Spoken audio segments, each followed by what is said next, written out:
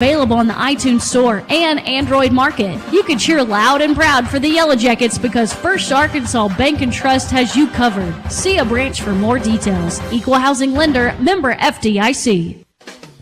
Tonight's game is brought to you by these fine Yellow Jacket basketball boosters, by Clinton Stockyard, by American Home Pharmacy, by Regions Bank, by the Van Buren County Veterinarian Clinic, by Johnny's Automotive, by Latitude Bistro, by Dr. Kyle Hensley and his staff, and by the Pottery Shop. They bring you tonight's basketball action.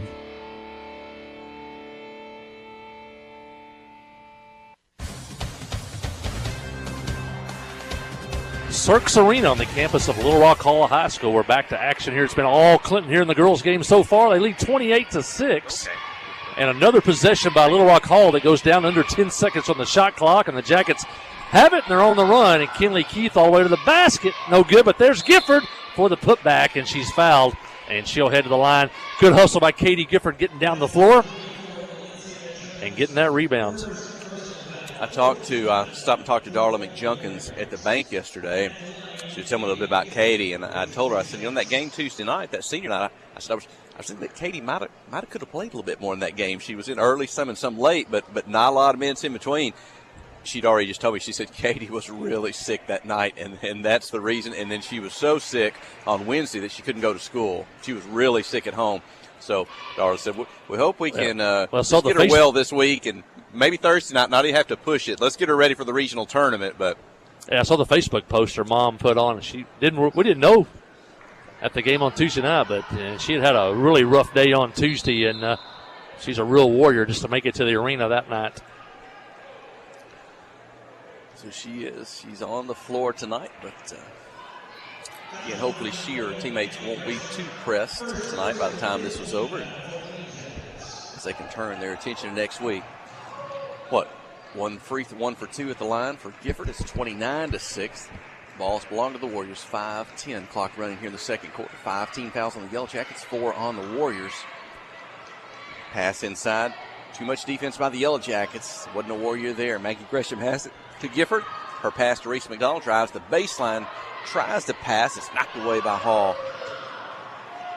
Keith defending at midcourt. Hall gets it across. I think I just heard Jimbo Oaf disagree with that. Let me tell you in just a moment. Reese with the steal across midcourt. Dumps it inside. 2 points off the glass to Kinley Keith. She gets on the board tonight. Jimbo was telling me before the game. He said, yeah, we played here before. 1976. We won 35-2. He said it was baseball. He said, yes. And Hall was the largest classification size school at that time, but there weren't classifications in baseball. So he remembers beating the Warriors back in 76. That was we honored that football team and their baseball season, back in the fall, Jim Thomason Field. And the Yellow Jackets won a state title, I believe, in 1990, but a lot of the old-timers think that the 1976 team might have been the best baseball team ever at Clinton. And as you said, there were only 2 classifications back then, and they lost to Texarkana in the state semifinals. And so the old-timers go back and forth on what was the best team, the 90 state champions or that 76 team. But that also was one of the best football teams. It was a conference championship that year. It's a great group of guys, and we had them on campus last fall. And head coach Marion Glover came back.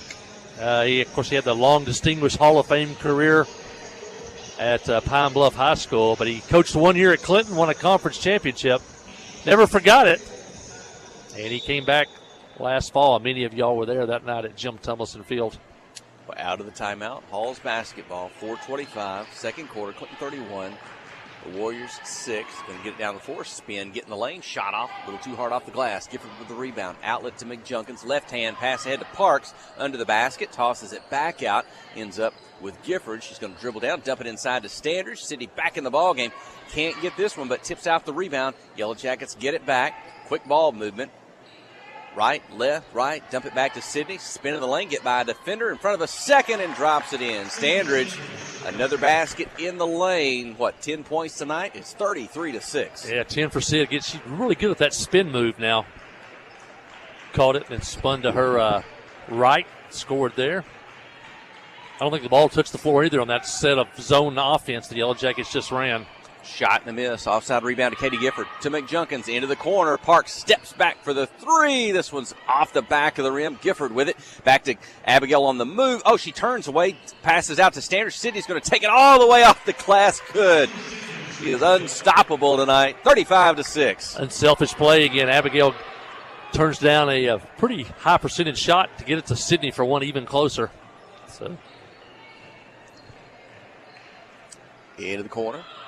Back inside. Quick shot. Gifford blocked it. Into the hands of the Warriors. They get it back and fouled on that shot attempt. Little Rock call for 2. Foul goes against Parks. That's the team's 6th. But 2 free throws on the shooting foul. We may have to be on the lookout. You used the word distinguished a while ago. We were at Pulaski Academy, and I saw that gentleman, and he kind of looked like somebody, if that's a word. He was older, and he had the appearance, he had the hair. A guy that's probably seen thousands of basketball games. Was that Oliver Elder that we saw at Pulaski Academy? Is that famous Oliver high Elder's, school coach? Well, he was at our game at Pulaski Robinson. Robinson, that's right. Yeah. He was the longtime coach here at Hall High School. Coached Sidney Moncrief back in the 70s. In fact, he started coaching before integration and then came over to Little Rock Hall after that and had great success.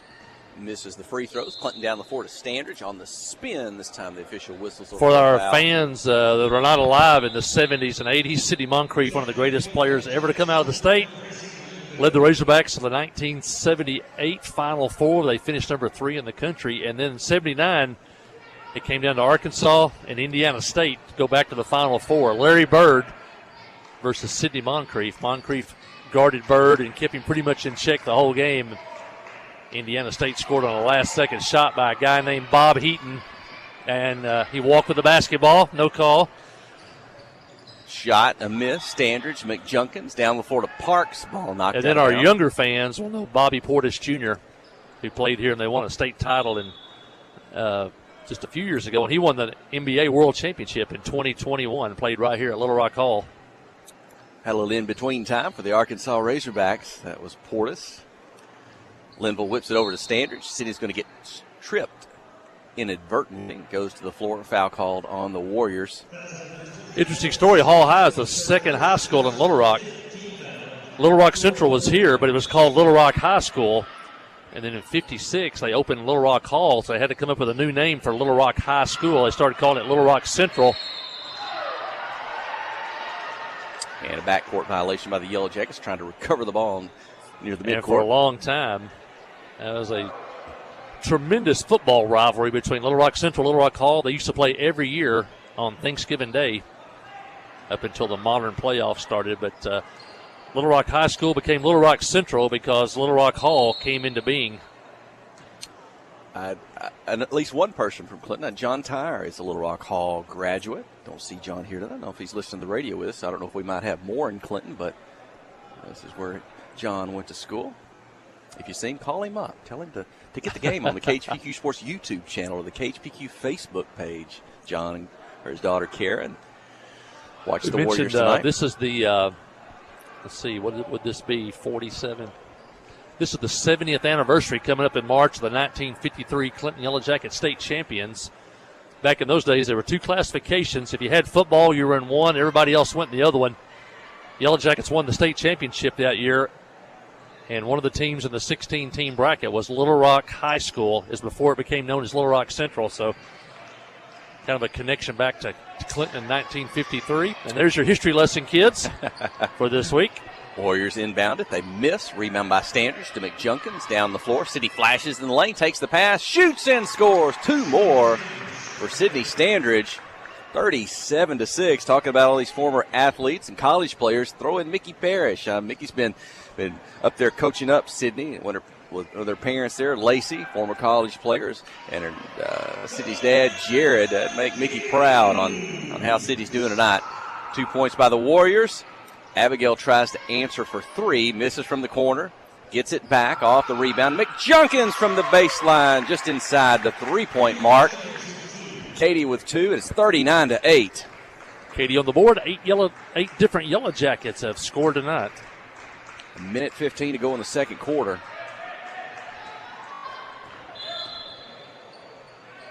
And foul called on the Yellow Jackets. That would be the 7th team foul, so that should lead to a 1-and-1 opportunity for the Warriors, stopping the clock with 1 minute 11 seconds.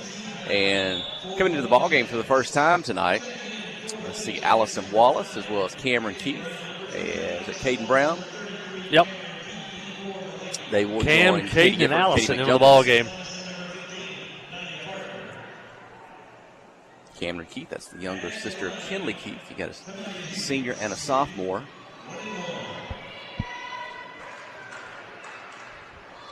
Good on the dribble, off the drive. Allison Wallace, good from behind the three-point line. Caden Brown, she can kind of take it inside, outside, and she's kind of a good swing man that can. Caden's really improved this year. They're going to be counting on her a lot over the next 2 seasons. She's going to get more and more playing time. First free throw up and in for Hall, and the second, 39-10, minute 11. Katie Gifford play inside with this squad. McJunkins got the height. She can play outside or on the drive. Good forward. Closely guarded behind the three-point line. Cross-court pass. Katie heaves it to the corner. Brown for the shot. It's up, won't go. Wallace trying to come up with the offside rebound, but instead it's the Warriors getting it down near midcourt. Going to lose control. Out of bounds. It'll be back to the Yellow Jackets. Katie going to try to offer a hand with a help up. Hey, stay with us at halftime. We're going to have a interview I did before the ball game tonight with head Yellow Jacket coach Judson Smith, and he wants to. We'll talk about the season, and also talk about his seniors. Katie Gifford for 2, just inside the three-point line. So maybe her second shot from the baseline. The first was on the left, maybe about a 14-footer. This was a little bit further out on the right side. So Gifford shooting well. 30 seconds. Hall on the drive. Won't go. They get it back. The second one's up and in. 41-12. Time for a final 2 here for the Yellow Jackets. McJunkins to Cameron Keith. Katie gets it back into the corner to Wallace. Defense there. She'll toss it inside, outside. Swing it from left to right. Back to Brown on the block. She'll turn, spin. Ball knocked out of bounds. Keep it with the Yellow Jackets. I think Caden's been watching Sid as she tried that spin move into the lane. The game was a little bit closer. The official might have called a foul there, but with 41-12, they're letting it go pretty much. Final 8 seconds. Clinton's going to toss it out of bounds, trying to get it in. So we'll give it back to Hall. Final possession.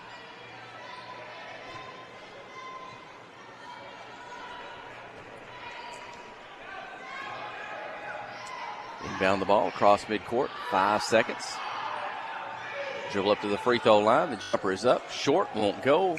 Gifford takes it out of the air. And the first half is complete. It's Clinton 41. The Hall High Warriors 12.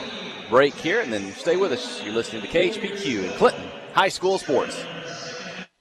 Nobody has sold more Dodge, Chrysler Jeep Ram vehicles than the Landers family. If you're looking for a hassle-free, stress-free buying experience, then Cowboy Dodge, Chrysler Jeep Ram in Clinton is your place to shop.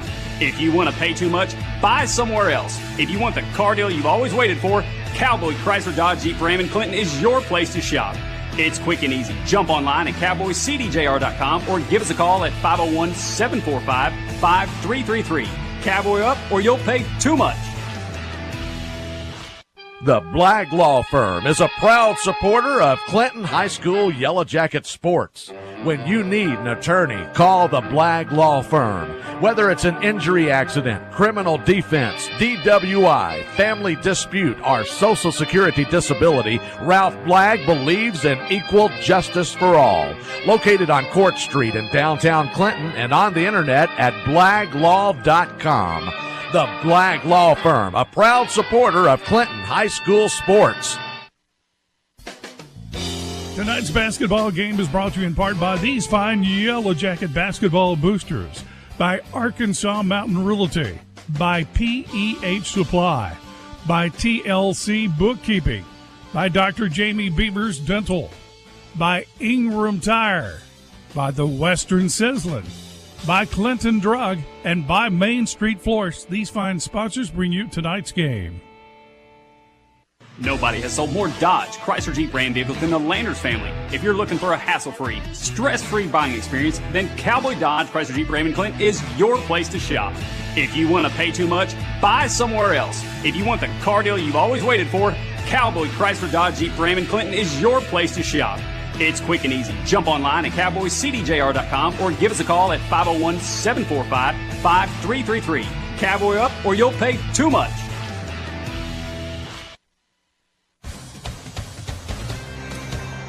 Hey, Mike Hawley, Jeff Hall back here on the campus of Hall High School. It's been all Lady Yellow Jackets so far. Jackets lead 41-12 here at halftime in the final regular season game of the year as they look to finish an undefeated conference season. Well, I talked to head coach Judson Smith before tonight's ball game. He's going to talk about the season and his special group of seniors. Hey, Mike Hawley here. We're in Little Rock Hall tonight. The Yellow Jackets take on the Hall High Warriors. I got head Yellow Jacket basketball coach Judson Smith. Coach Smith, before we talk about tonight, talk about that big win over Heber Springs. That was a big win for us. You know, anytime you get Heber Springs, the guys are going to be pumped up, ready to go. And we came out a little bit flat defensively, but offensively we were kind of clicking on all cylinders. That was a Tuesday night. Sophomores kind of stole the show for a little bit on senior night. Gus Scroggin scored 21 points and a half, and Carter Holland had a big night. I think he had 18 or 19. So it was a fun night. Offensively, we were really good. I think we had our season high in assists. So that's always fun when they get the balls moving, guys are sharing the basketball, and a lot of shots are falling. So it was a fun night Tuesday. Hey, talking about the fans, what a great turnout Tuesday night at the arena. It was a lot of fun. Man, you can't beat it. It was one of the best atmospheres I've ever been a part of. And that includes college basketball, just being at everything. Our fans Tuesday night were unbelievable. It was a packed house, and you could feel the support. You could feel the support for the girls. It was big all night, and that's a big thing. You know, sometimes people don't stick around for ball games in a lot of schools. They were there from 5 o'clock to whenever we shut it down. It was a great atmosphere, a very lively crowd, big time.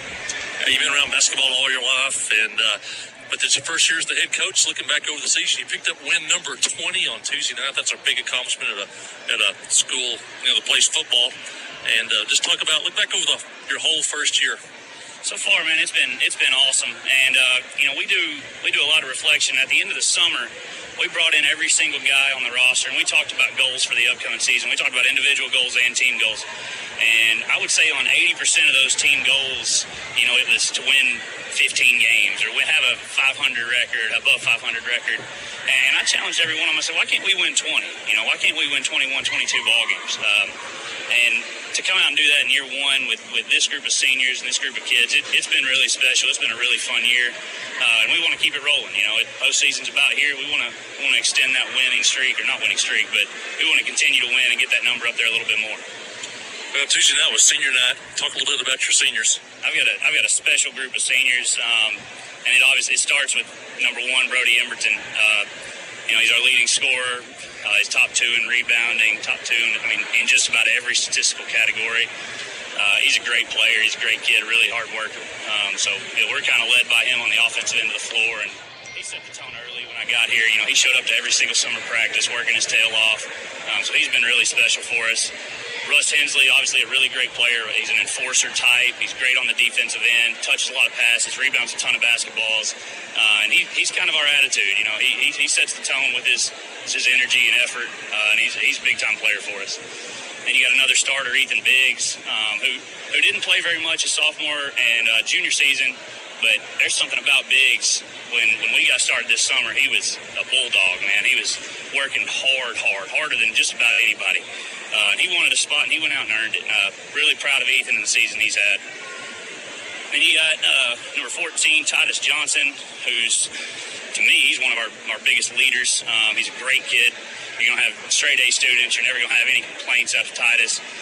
Shows up, works really hard. Between him and Landon McNabb, I always tell people, it's really hard to be as talented as Brody Emberton. But once you are that talented, it's almost easy to be Brody Emberton. You get all the recognition. You get your name's on the paper. Your name's on the Facebook all the time for scoring all the points. It's hard to be Titus Johnson. It's hard to be Landon McNabb. Those guys show up every day and work just as hard, if not harder, than a lot of guys, and they don't get all the recognition. So I'm extremely proud of those guys for their effort. And I haven't had a complaint from a senior all year about, playing time or, coach, it's my senior year, I want more minutes. It's been nothing but positivity, rooting their teammates on, and just wanting to win. And that's what makes this senior group really special. Is all they care about is wins and losses, and it's really fun. Yeah, it seems like you have a really good chemistry with that group along with the whole team. I'm sure you wish you could have those guys for a little bit longer. Oh, there's no doubt about it. There's no doubt about it. I wish I'd have been here when these guys were younger. They're a really fun group to be around, and we're fun. I like our guys top to bottom. They're a blast. They work hard. And in today's age, kids, it seems like are starting to work not quite as hard as they did, in the past. But this group they've got a bunch of good parents, and they get after it for me every day. Let's get you the win tonight. That's head coach Judson Smith of the Clinton Yellow Jackets. Thank you, Mike. And that was Yellow Jacket head coach Judson Smith, and they'll be coming up next. Should be a good ball game, as there'll be a lot riding on that. The Yellow Jackets have the third position locked in, but Little Rock Hall and Lone Oak are still alive for that fourth and final postseason position. So it should be a good basketball game coming up next. Lady Yellow Jackets lead 41-12 here at the half. Stay with us. Listen to Yellow Jacket basketball on the Yellow Jacket Sports Network. Wherever the river flows and however the game goes, the River Company is a proud sponsor of Clinton Yellow Jacket Sports. Just like in sports, you want someone who has your back. The professional team at the River Company Insurance does just that. They'll work hard to find you the most coverage at the best possible price. Whether it's business, farm, ranch, personal, or automotive, the team at the River Company will get you exactly what you need. Sports is a team effort, so come join the team at the River, formerly S&P Insurance. Towing and recovery is the last thing you think about until you really need it. Then you really want the best. There's only one name to call: Justin's Collision Repair Towing and Recovery. They have the largest and latest model recovery fleet in North Central Arkansas. From small towing to heavy-duty towing, Justin's Collision Repair Towing and Recovery on Highway 65 in Clinton is the one to call. 745-2992. That's Justin's Collision Repair Towing and Recovery, 745-2992. Friday night at the stadium is not the time to worry about your finances. Let First Arkansas Bank and Trust ease your mind with their mobile banking capabilities. You can check your balance, transfer funds between accounts, and even find the nearest ATM for dinner after a road game. The free mobile app is available on the iTunes Store and Android Market. You can cheer loud and proud for the Yellow Jackets because First Arkansas Bank and Trust has you covered. See a branch for more details. Equal Housing Lender, member FDIC. Adventure awaits, and with the all-new lineup of Chevrolets, those adventures can become reality. Joe Lee Chevrolet has the best lineup of cars, SUVs, and trucks ever. Why go from A to B when imagination can take you everywhere? And remember, when you need service work, Joe Lee's service department can keep your Chevrolet running like new. Make your best deal today at Joe Lee Chevrolet in Clinton. Find new roads in your new Chevy vehicle.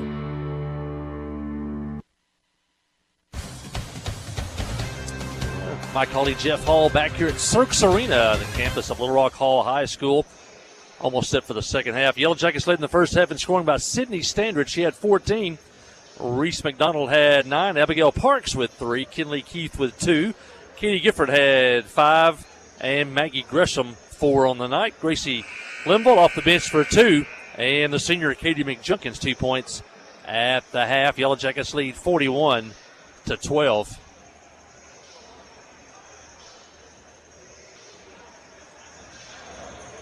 Yes, 5 on the floor to start the second half. Look to be Katie McJunkins, Caden Brown, Abigail Parks, Maggie Gresham, and Gracie Limble for Coach Matthew Post.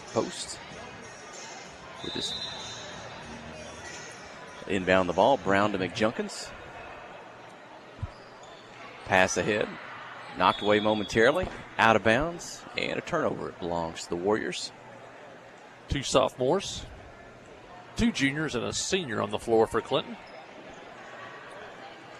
And Katie in the ball game. She's feeling a little bit better. Like I said, she's really sick, at least on Tuesday and Wednesday. Trying to get her a little more extra time if she feels like it. Get her primed for regional play next week. And Brown's got it in the backcourt. Warriors lose the ball. McJunkins ahead to Limble. Cross-court pass to Parks, alone in the corner. This three's up and good. Her second of the night. Dialed that one in, 44-12. Second 3 of the game for Abigail Parks. Had 3 against Heber Springs. She had 4 the last time these two teams played. That was when she was on that run. She had hit 8 3 days before against Heber Springs and followed up with 4 more against Little Rock Hall. Warriors drive the baseline. Peyton with the cutoff, but instead she's whistled for a foul. 7:10 to go in the third. Hey, I saw something else here during the halftime break. Breaking news, matter of fact. 6 hours ago, the Clinton High School Beta Club, they posted, well, I guess we need to start with what Reese said about it first. Just a moment here. Warriors inbound the basketball. Dribble in the lane. Linville defending. Shot up and in. 2 points for the Warriors. 44-14. The Yellow Jacket lead. Inbound the ball to Gracie. Long pass head out of bounds. It belongs to Hall. Anyway, and I see Janet McDonald, Reese's mom, sitting down to right. Reese calls mom and says, "Hey, Mom, I saved you some money." Turns out Reese has been awarded a $1,000 scholarship, the National Beta Scholarship Program, picked out of one of more than 3,100 applicants across the country. Reese was named one of those for $1,000. She's been co-president of the Beta Club, been there for 4 years. And matter of fact, this is the 5th year in a row that Clinton High School's had a member receive the $1,000 National High School Beta Club Scholarship. So congratulations to Reese. She sure is a lot of fun on the basketball court, but she's talented at other activities and around the school as well. That's Reese, the daughter of Shane and Janet McDonald. Gracie Linville attempts a three-pointer. It won't go. The long rebound recovered by the Warriors. Down the floor, Gracie defending, and thought she might tie her up. What's the official call? As the ball goes out of bounds. They're just going to say it was off the hands of Gracie. Keep it with the Warriors. Out of nowhere, the Hall High Warrior cheerleaders have showed up. It's got a little bit louder in there. Did not see them the first half, and all of a sudden they have appeared. Hey, back-to-back. Well, 2 out of 3 maybe for the Warriors. They get another field goal from the elbow or free throw line extended. 44-14. Abigail Parks is going to answer. Same spot, same corner. Had a defender a little closer to her this time, but she gets her third three, and it's 46-16. If Coach Matthew Post leaves her very long, she could pile up the points quick here. Huge of that basket for Hall. She now has 11 to lead the Lady Warriors. Abigail now with 9 on 3 3-point baskets. 5:40 to go in the third. Now a step back, might have had a foot on the 3-point line, but short. Junkins takes it out of there. Long pass ahead to Parks, but it's deflected, knocked out of bounds by Hall. Keep it with the Yellow Jackets. Just under the 2013 Hall girls basketball state champions. Wasn't that long ago for Hall High School. Had a boys. 2013, and some of our hardcore basketball fans may remember Taylor Scaife. She was the star player on that team. Went on to Rutgers and scored 2,000 points in the Big East. And 2 points in by Maggie Gresham. Rutgers a very good school, I think, during those years as far as women's college basketball.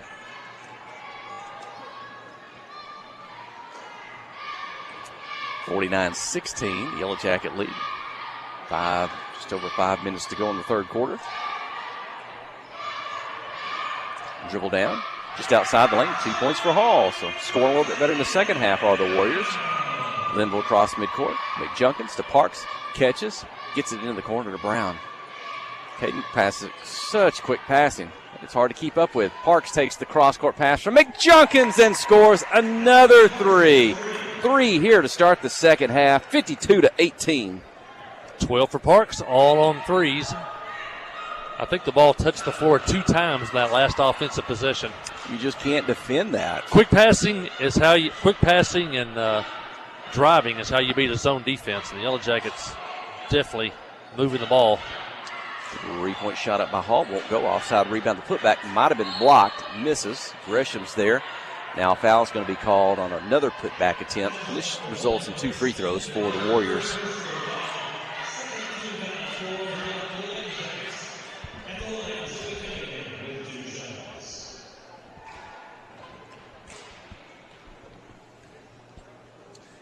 And if you looked at your schedule, you thought, this game's going to be played on Friday night. It's Thursday. What's going on? Well, I don't know if we're the only Thursday night game in this conference or if we chose to, but playing on Thursday night, and I know what the coaching staff, they're going to load up, and they're going to head way up northeast Arkansas tomorrow, just outside of Jonesboro. They're going to go to Truman, and they're going to watch the girls and boys teams that are going to be coming to the regional next week at Yellow Jacket Arena. So get this one in on Thursday. Go scout a little on Friday night. as the Warriors go 1 for 2 at the line. The lead is 52-19 for the Yellow Jackets. Yeah, semifinal night, they can see all 4 girls and boys teams tomorrow night that'll be coming to Clinton to the regional.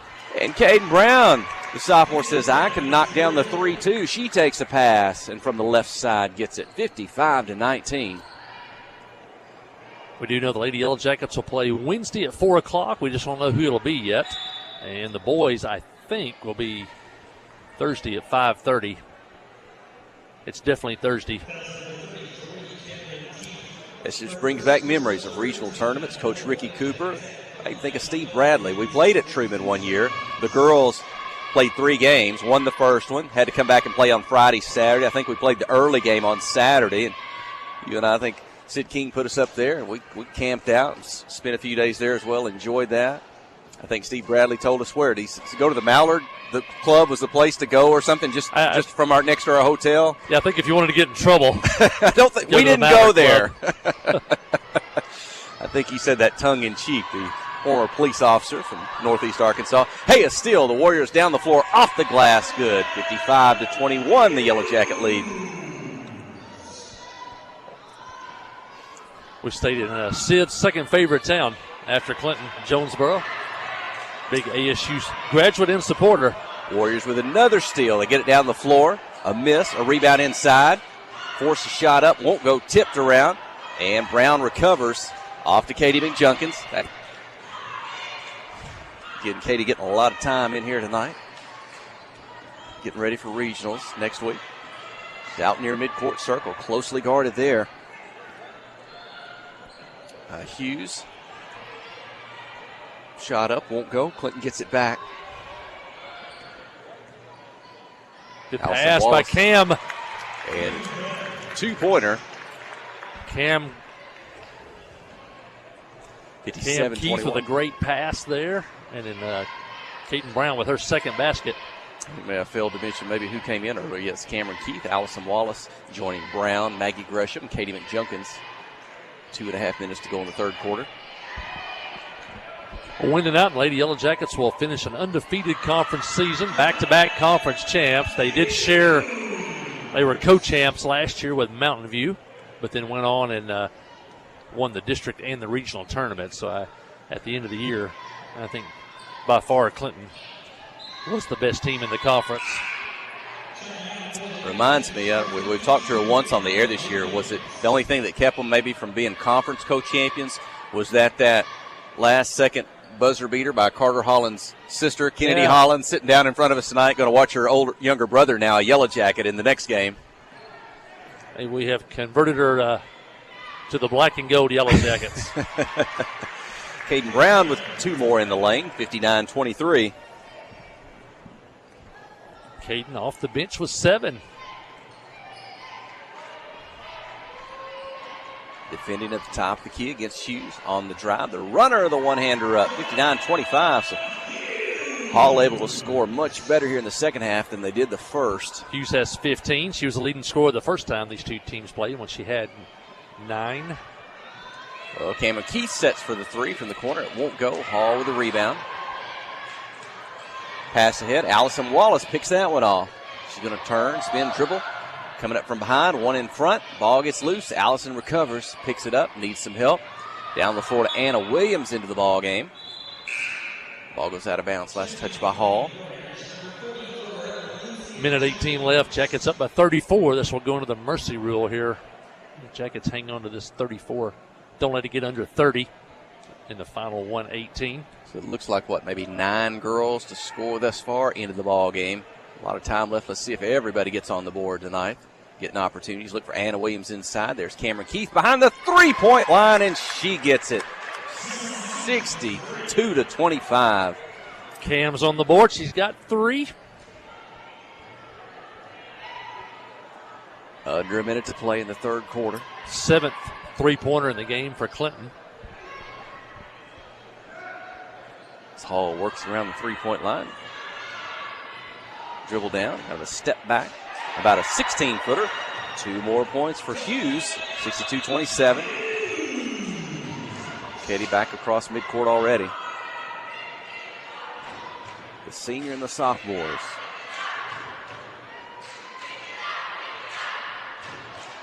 All playing aggressive defense on the ball.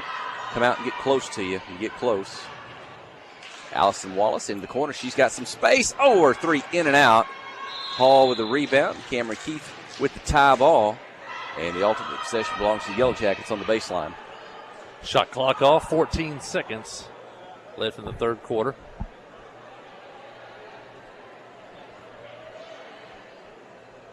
Inbound the ball to Brown behind the three-point line.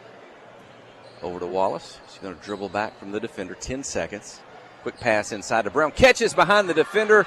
Gets her space and scores off the glass. 64-27. 3 seconds to go. Stop play here for a moment as the Warriors going to be slow to get up off the floor. They will have the basketball for the final. I think the most impressive part of that play was the catch. It went through two Hall High Warrior defenders, and Caden caught it. That's a tough catch when it comes through that many hands. She stayed with it, made the catch, and then laid it in. And Caden now has 9 points. Threatening to get into double figures here. Yellow Jackets sitting in standards right now with 14. Abigail Parks with 12. Reese is probably through for the night. She had 9. Cross midcourt. Hughes will heave. Off the mark. Third quarter comes to an end. 64-27 is the Yellow Jacket lead. That's a 30-plus margin entering the fourth quarter. That means this game will be played under the Arkansas Activities Association sportsmanship rule in the fourth quarter. The clock will not stop, but for an official timeout. So about 8 minutes when we return. Stay with us. You're listening to KHPQ in Clinton High School Sports. Wherever the river flows and however the game goes. The River Company is a proud sponsor of Clinton Yellow Jacket Sports. Just like in sports, you want someone who has your back. The professional team at the River Company Insurance does just that. They'll work hard to find you the most coverage at the best possible price. Whether it's business, farm, ranch, personal, or automotive, the team at the River Company will get you exactly what you need. Sports is a team effort, so come join the team at the River, formerly S&P Insurance. F.L. Davis Cash Lumber, your Ace Hardware store, is a proud sponsor of Clinton Yellow Jacket Sports. F.L. Davis Cash Lumber can help with your electrical, plumbing, paint, tools, hardware, and flooring needs. They're a full-service hardware store and lumber yard. F.L. Davis can provide you with everything you need for your residential or commercial projects. The knowledgeable staff is always on hand to answer your questions. Visit F.L. Davis Cash Lumber, your Ace Hardware store. Same place, now Ace.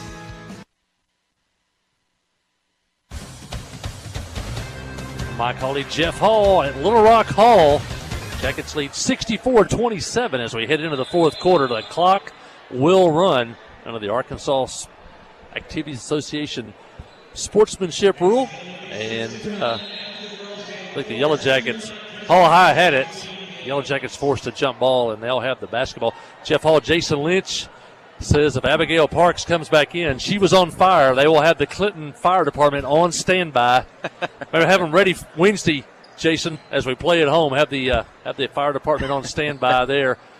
Also, Jason said he's listening in from South Clinton. Warriors with a steal down the floor. Can't get the layup to go. Cameron Keith for the rebound, poked away. But hey, Jason, I hear on good authority that there is no lake in Clinton. I know that was a topic of discussion this week on Facebook, but I think Jason says Clinton owns the lake.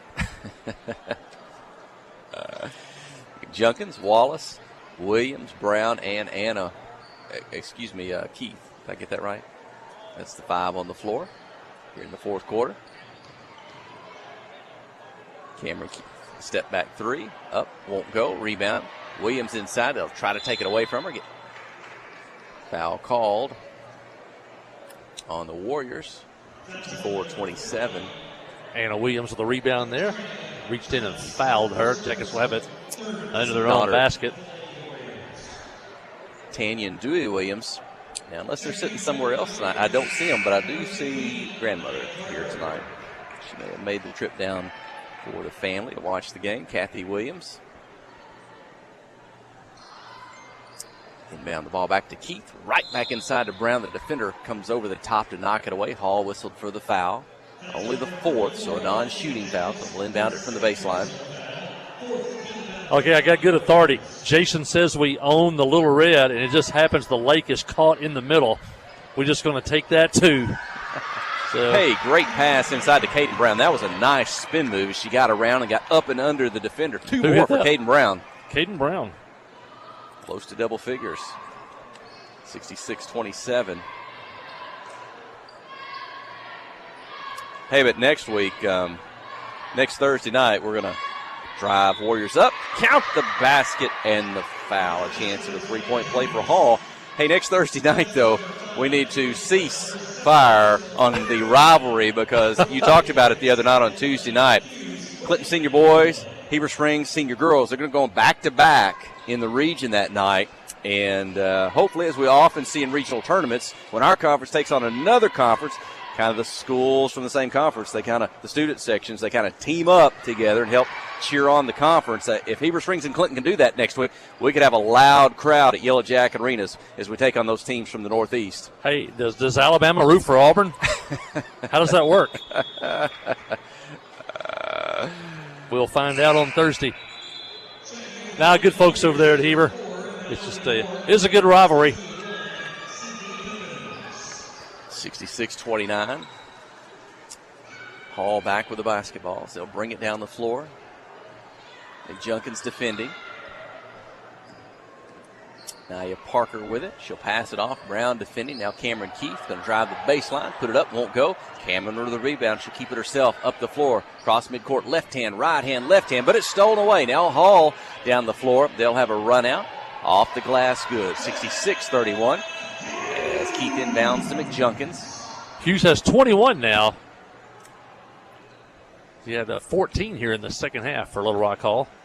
21 of the 31. There's the pass inside from Wallace to Williams, and Anna scores. Gets on the board, 68-31. Is that 12? I got 11. You got 11. Do we just need how many? Do we just need one? Got to get Allison Wallace on the board here. Cameron Keith down the floor, inside to Brown. Great pass over the top, two defenders. But the teacher's going to say she took an extra step trying to make her move to the basket. Travel, turnover, back to Hall.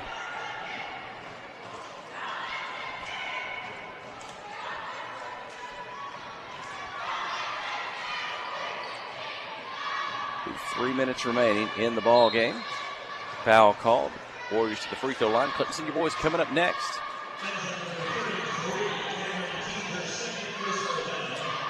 Looks like they're down in the tunnel. Got their practice jerseys on. They'll be ready to go with Coach Judson Smith.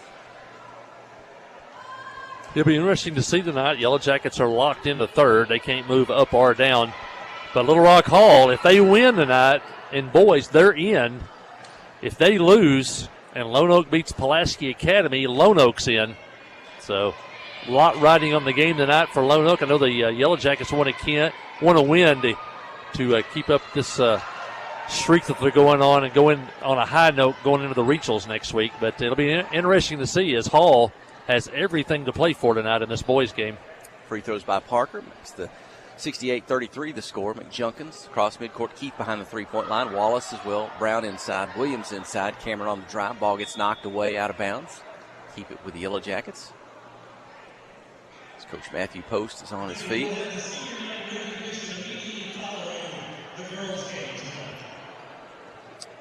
Back to McJunkins. 13 on the shot clock. Allison, not many opportunities. That defender kind of pops out on her. That's Parker when she's got the ball in the corner. She had one shot attempt, but with a minute 35 to go. Hall basketball.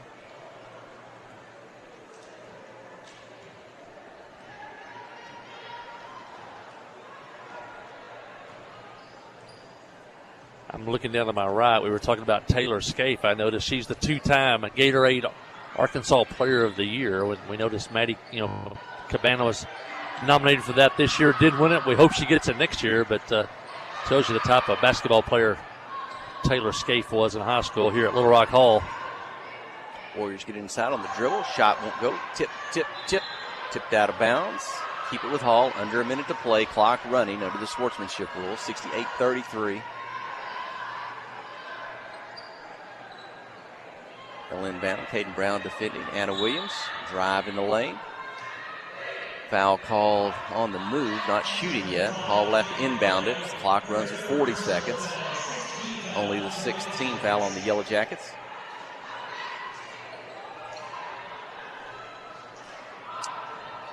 Inbound it with 30 seconds to go. Three-point attempt won't go by Parker. Long rebound in the corner. Warriors chase it down. Get it back on the drive. Two-point attempt by Hughes, defended by Brown. Won't go. It's out of bounds. The Yellow Jackets, 12 seconds. They get it inbound. Maybe a final chance. McJunkins to Williams. Back to Katie. 7-6. We'll see if they take a shot or not. Keith inside to Brown. Catch, shoot, miss. That'll do it. Lady Yellow Jackets win big on the road. Little Rock Hall, 68-33. His teams will line up. Do a high five as they walk across midcourt. Cheerleaders come across. The Clinton senior boys are getting ready to come out. And Clinton. Lady Yellow Jackets wrap up an undefeated conference season. They go 12-0 in conference play, and they're set to play next Wednesday, 4 o'clock at Yellow Jacket Arena. I need everybody out for that one. It's an early start. Make your plans now. And I think we're going to have a senior night, I believe, maybe next between games. So they did announce something, so we'll see if they let the boys come out and warm up or not. The camera will roll if you're watching the KCBQ Sports YouTube channel or the Facebook page. We'll work through our commercial breaks. We'll see how long we need, but we will take a break now, but we will return to wrap this one up. We'll give you some final numbers, and we'll name the first Arkansas Bank and Trust player of the game. You're listening to KHPQ in Clinton High School Sports. Friday night at the stadium is not the time to worry about your finances. Let First Arkansas Bank and Trust ease your mind with their mobile banking capabilities. You can check your balance, transfer funds between accounts, and even find the nearest ATM for dinner after a road game. The free mobile app is available on the iTunes Store and Android Market. You can cheer loud and proud for the Yellow Jackets because First Arkansas Bank and Trust has you covered. See a branch for more details. Equal Housing Lender, member FDIC. Adventure awaits, and with the all-new lineup of Chevrolets, those adventures can become reality. Jolie Chevrolet has the best lineup of cars, SUVs, and trucks ever. Why go from A to B when imagination can take you everywhere? And remember, when you need service work, Jolie's service department can keep your Chevrolet running like new. Make your best deal today at Jolie Chevrolet in Clinton. Find new roads in your new Chevy vehicle. Steve Good at Goods Cash Saver says you can learn a lot about life by playing sports. You may never be the biggest or the fastest, but you can always try to be the very best and give 100%. And that's what they do every day at Goods Cash Saver. Even though they don't have the biggest building, they try to have every item that you might need in groceries. They also overachieve every day in their meat department. So when you're looking for a place to shop, give Goods Cash Saver a try. A supermarket that cares about you and your community and says, go Yellow Jackets. Conway Regional has been the community's hospital for more than 100 years, providing high-quality, compassionate care. As our community continues to grow, we're growing alongside you to ensure all your healthcare needs are met right here in Conway. Our board-certified interventional cardiologists, specialized team, and innovative cardiovascular technology are here to provide the comprehensive care you deserve when you need it most. So when you're facing a heart emergency, trust the care you'll find down the hallway, not down the highway.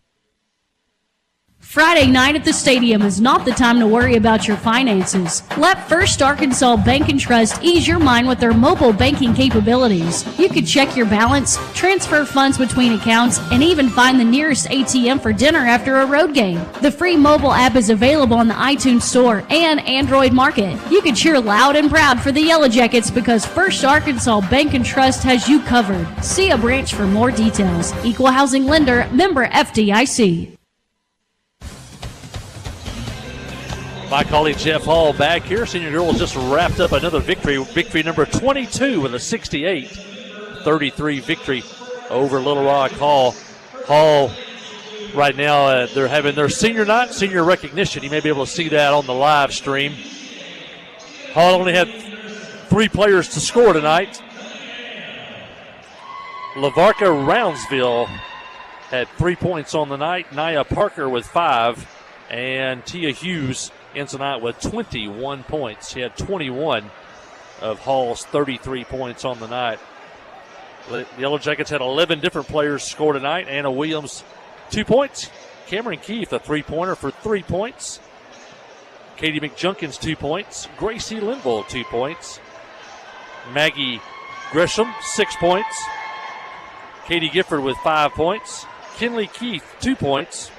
And Reese McDonald had 9 points. All those came in the first half, including a 3-point basket. Three Lady Yellow Jackets finished in double figures tonight. Caden Brown off the bench finishes the night with 11 points, including a 3-point basket. Abigail Parks, 12 points, 4 threes. And Sydney Standridge, the leading scorer tonight for the Yellow Jackets. She had 14 points on the night. All of those came in the first half. Yellow Jackets were 2-4. Yellow Jackets were 3 of 4 from the free throw line for 75%. And Little Rock Hall went to the free throw line 2, 4, 6, 8, 10 times, and Hall was 4 of 10 at the free throw line. Hall finished tonight with 1 3-pointer. And the Yellow Jackets finished tonight with 6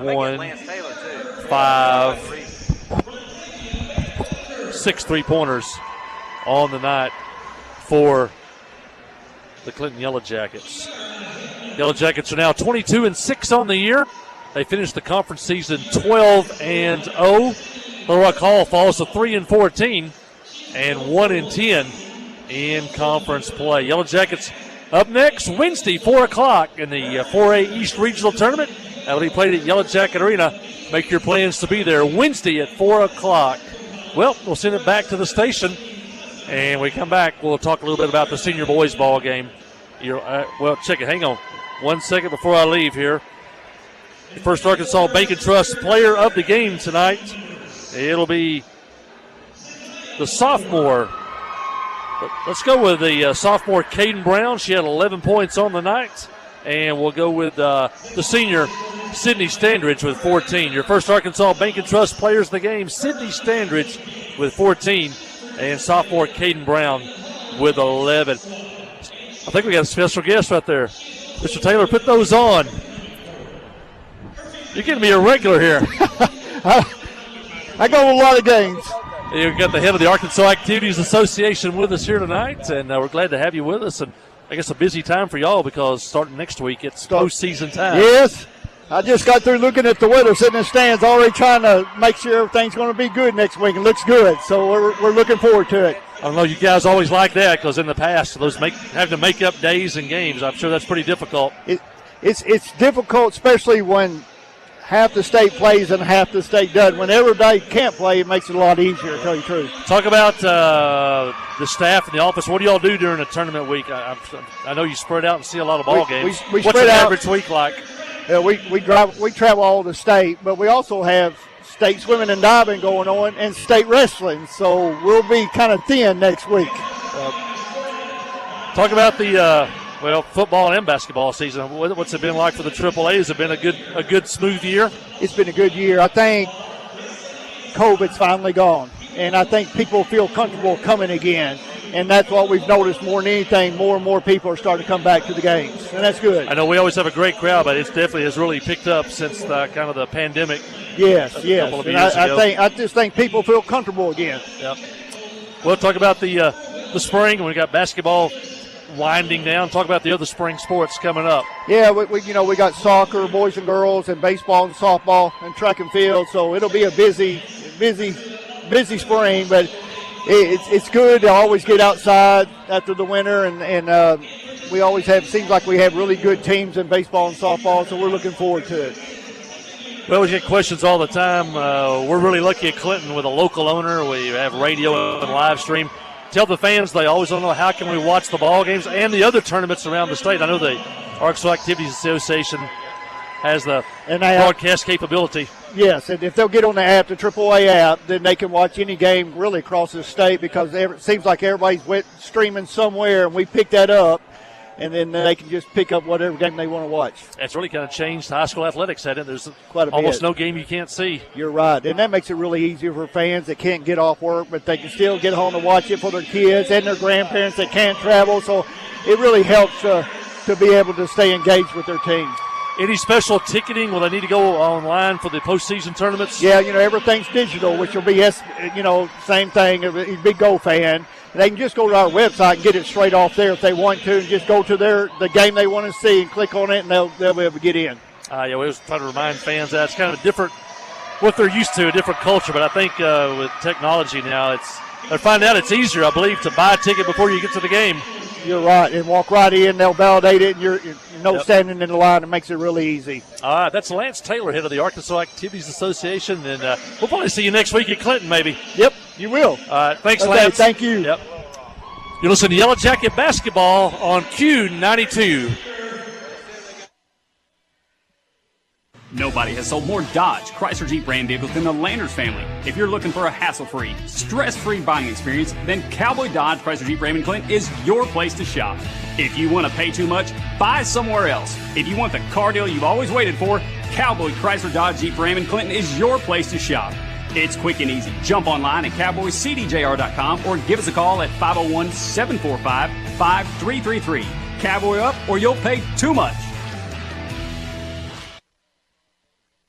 Steve Good at Goods Cash Savers says you can learn a lot about life by playing sports. You may never be the biggest or the fastest, but you can always try to be the very best and give 100%. And that's what they do every day at Goods Cash Saver. Even though they don't have the biggest building, they try to have every item that you might need in groceries. They also overachieve every day in their meat department. So when you're looking for a place to shop, give Goods Cash Saver a try. A supermarket that cares about you and your community and says, go Yellow Jackets.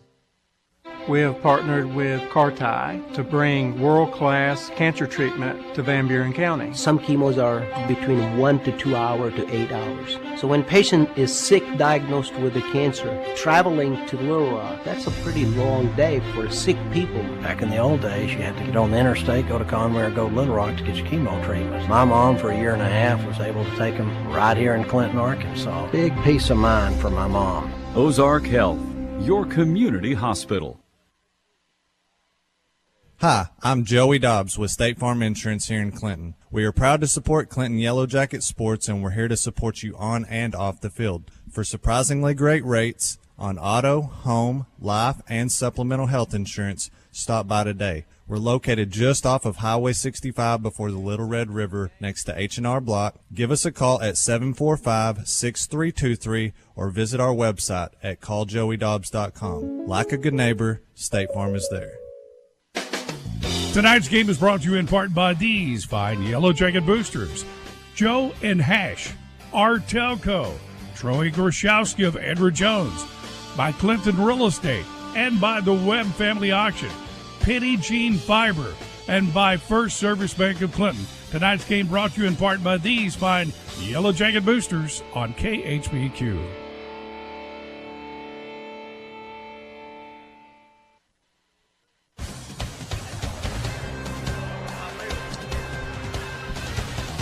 Okay, stay with us. We got a couple interviews. They're on the way out. I'm just going to grab Reese and Mom and Dad real quick.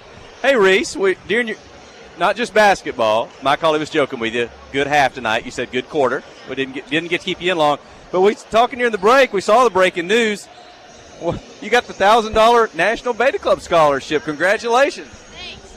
It's really exciting. I was kind of halfway expecting to get it just because of how much community service that we've done with Beta, but it's really exciting. I'm super grateful to Miss Hutchins for putting me on that.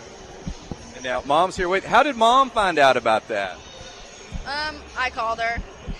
I know the post said what? It said Reese calls Mom and says, "Hey Mom, I saved you some money." Is that right? Yeah. So, hey, well, that's a lot of fun. Congratulations on the court and off the court. Yay. That's Reese and Janet McDonald. They're headed home. Get home, get some rest. Hey, Athletic Director Chris Dufran is here with us. Mike Hawley and I were talking. I want to see who's in charge next week. So we grabbed Lance Taylor. He's in charge of everything across the high school, all regional tournaments. And we got Athletic Director Chris Dufran. It's not his first rodeo, as they say. Clinton's been host to regional and state tournaments at Yellow Jacket Arena. Another one next week. I was asking him, you got all your volunteers lined up? He said, yes. I've been texting them morning and night. And are we ready to go next week, Coach? Yeah, I reminded them again this week about it, and then Tuesday morning when we get back, I'll remind all of them again. But, yeah, it takes a lot of volunteers to get this going and do it right. And I know, like Angela Bradford and them, going to need a lot of help in the concession stand next week. So, just got the text a while ago, so put the word out. They still need some workers. You got a lot of volunteer groups throughout the season that have been coming in, so get in touch, check with Angela, the Booster Club, and help that. Big crowds, Mike Holly says. Angela says Tuesday night, that big game we talked about with Heber, we told you it was a big crowd. She said, it's the second biggest night they've ever had in the concession stand, only equaled by a whole Saturday day-long tournament that they had a couple of weeks ago. So big crowds, big jobs, a lot of work to do there too. And, that'll get them ready for the regional tournament. That's right. We ought to have some good games, good crowds coming next week. Now tell folks, because it is different post-COVID, and folks who have come out to some regional or state tournament games, they might be aware of this. They still may not know how to do it.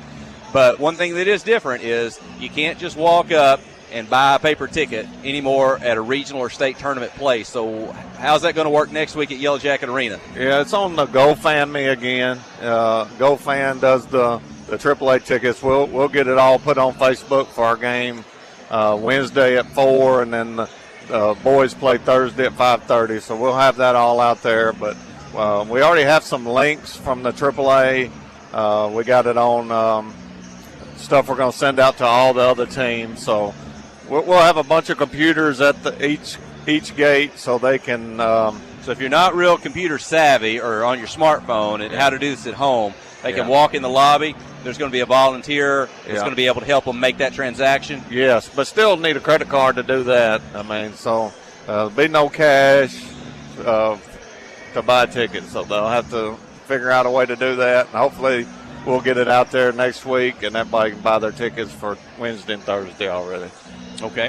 So those are going to be 4 games each day. I think starting at 4 o'clock in the afternoons. The fourth game is going to start at 8:30 each night. So that's Wednesday, Thursday, Friday, and then Saturday. I think they split it into. You got a noon 3-4 session, game. noon and 1:30, and then you come back at maybe 6 and 7:30 that night. Correct. Yeah. For the championship. Yeah. 3-4 game at noon, and boys follow, and then championship games at 6, and boys follow after that. Hopefully, we'll have teams in both. That's right. We've talked about it. You got to win that first one, boys and girls. If you don't, your season comes to an end. But if you win one, you get 2 more. You automatically get to play Thursday, Friday, and you go the following week to the state tournament at Blytheville.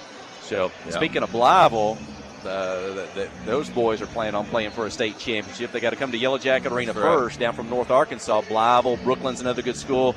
Look, the Yellow Jackets are looking to maybe play one of those. It looks like Brooklyn at this point coming up next week, but there'll be some good basketball teams coming down. And for folks who want to come and stay all night, you pay once to get in. You can watch all 4 games each day. Right. So Wednesday is huge for our girls. They win Wednesday automatically in the state. And then same thing Thursday for our boys, 5:30. So those 2 games are big. We need everybody from Clinton to come out. Student body, great student sessions like we have, and have a lot of energy and a lot of fun and help those 2 teams win. The only thing we were joking about on the radio Tuesday night, unfortunately, though, it's not at North Arkansas Community College. It's not the state where we can bus 6 busloads of students up out of school to watch the game and cheer on their classmates on the floor. These games not going to start till 4 o'clock, so I don't know if we can just tell them not to go home and walk over to the arena and let's fill it up like they did last year, traveling to go to the state tournament. Yeah, that'd be good. Get them in there, and it's easy. Just walk over from school and let's go. Tell mom and dad I'm not coming home next Wednesday. I'm going to the game, and then on Thursday too to that boys game at 5:30. Maybe you can come back for that one if you had to go home for a little bit. But yeah. So when a tournament goes well, folks don't really realize what all goes behind the scenes. But just you mentioned you got all your volunteers lined up. What are you going to have people doing, helping to run that tournament next week? Well, what kind of jobs you got? Yeah, I mean, we got all kind of jobs. We got people that work in the gate. We have people helping valet park the buses. So teams love that. They can pull right up to to the arena. Our maintenance guys will go park their bus for them. When they're done, it'll be waiting for them cranked in the front of the building. So that's a lot of help there. We'll have some people on some golf carts picking up people on helping them if they had to park.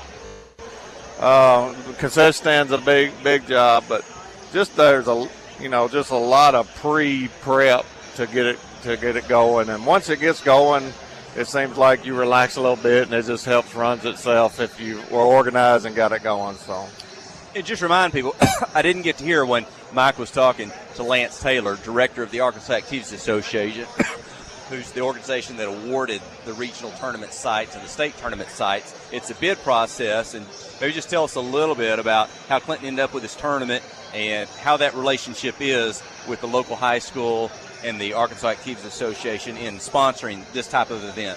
Yeah, I mean, you put in your bid, and then you go down to the AAA building, and Mr. Tim Smith did a great job of just promoting our school.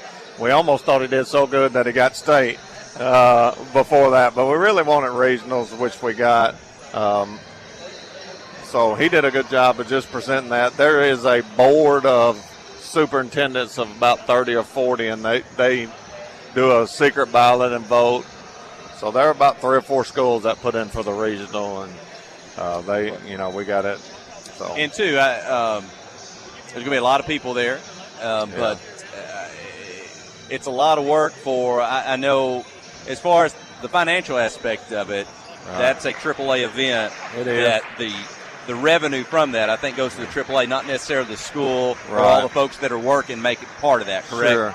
I mean, we make concession stand money, so our Boost Club, which does a great job, and they will help us out with athletics a bunch. They'll make some good money in there, but basically we'll get about 5% back from the gate.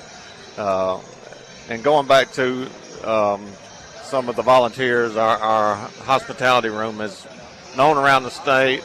Heather and Dara Hensley do a great job, and people know that, and a lot of superintendents vote on us because they ain't going to be there and they want to come eat. So, well, Mike Hawley picked up our media pass from Sid King in the studio, and so hopefully they will let us in there along with the coaches and the media. And I always joke about it. It's our favorite time of the year is media, when we get to go to state and regional tournaments and get to go to the hospitality room. Yes. So, yes, ours does a fantastic job, and we're looking forward to that as well next week. Well, thanks, Athletic Director Chris Dufresne. Yes, we're sir. ready for the boys' game, starting lineups, and stay with us. All right.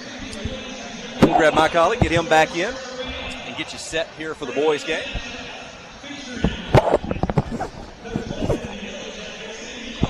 With the Yellow Jackets, coached by Judson Smith, assisted by Cody McKnight, sitting in third place here in the conference. He'll send out his starting five. You want to do a quick pregame set here for the boys? Yeah, an interesting. I'm not sure we ever had this before without a district tournament. You know, a lot of times we've had the winners in, the losers out in a district tournament game, but the Yellow Jackets are locked in, and they've got third place. They'll be the third seed next week at the region tournament. But Lone Oak and Little Rock Hall are fighting for the fourth and final spot. A win by Little Rock Hall here, and they're in.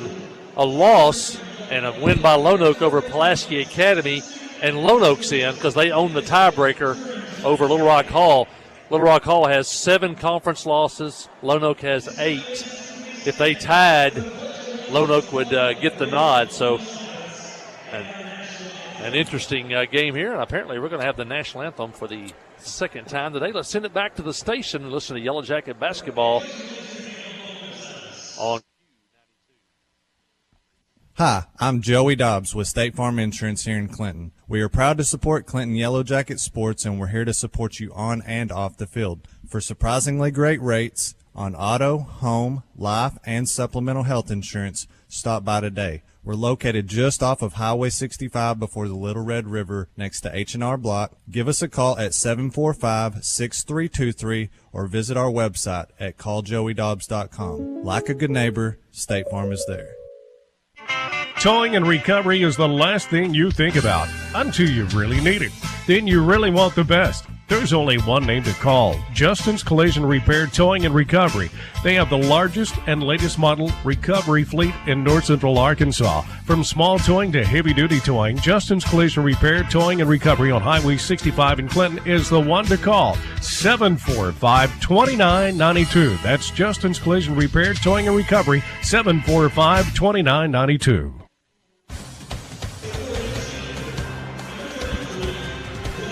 Well, we're back here at Little Rock Hall. We did not have the national anthem, but we had the Pledge of Allegiance and the moment of silence. We had the national anthem before the girls' ball game. And starting lineups are being introduced. Yellow Jackets dressed in their road black uniforms, trimmed in gold with a gold chevron on the shorts. And Little Rock Hall, white uniforms with black trim.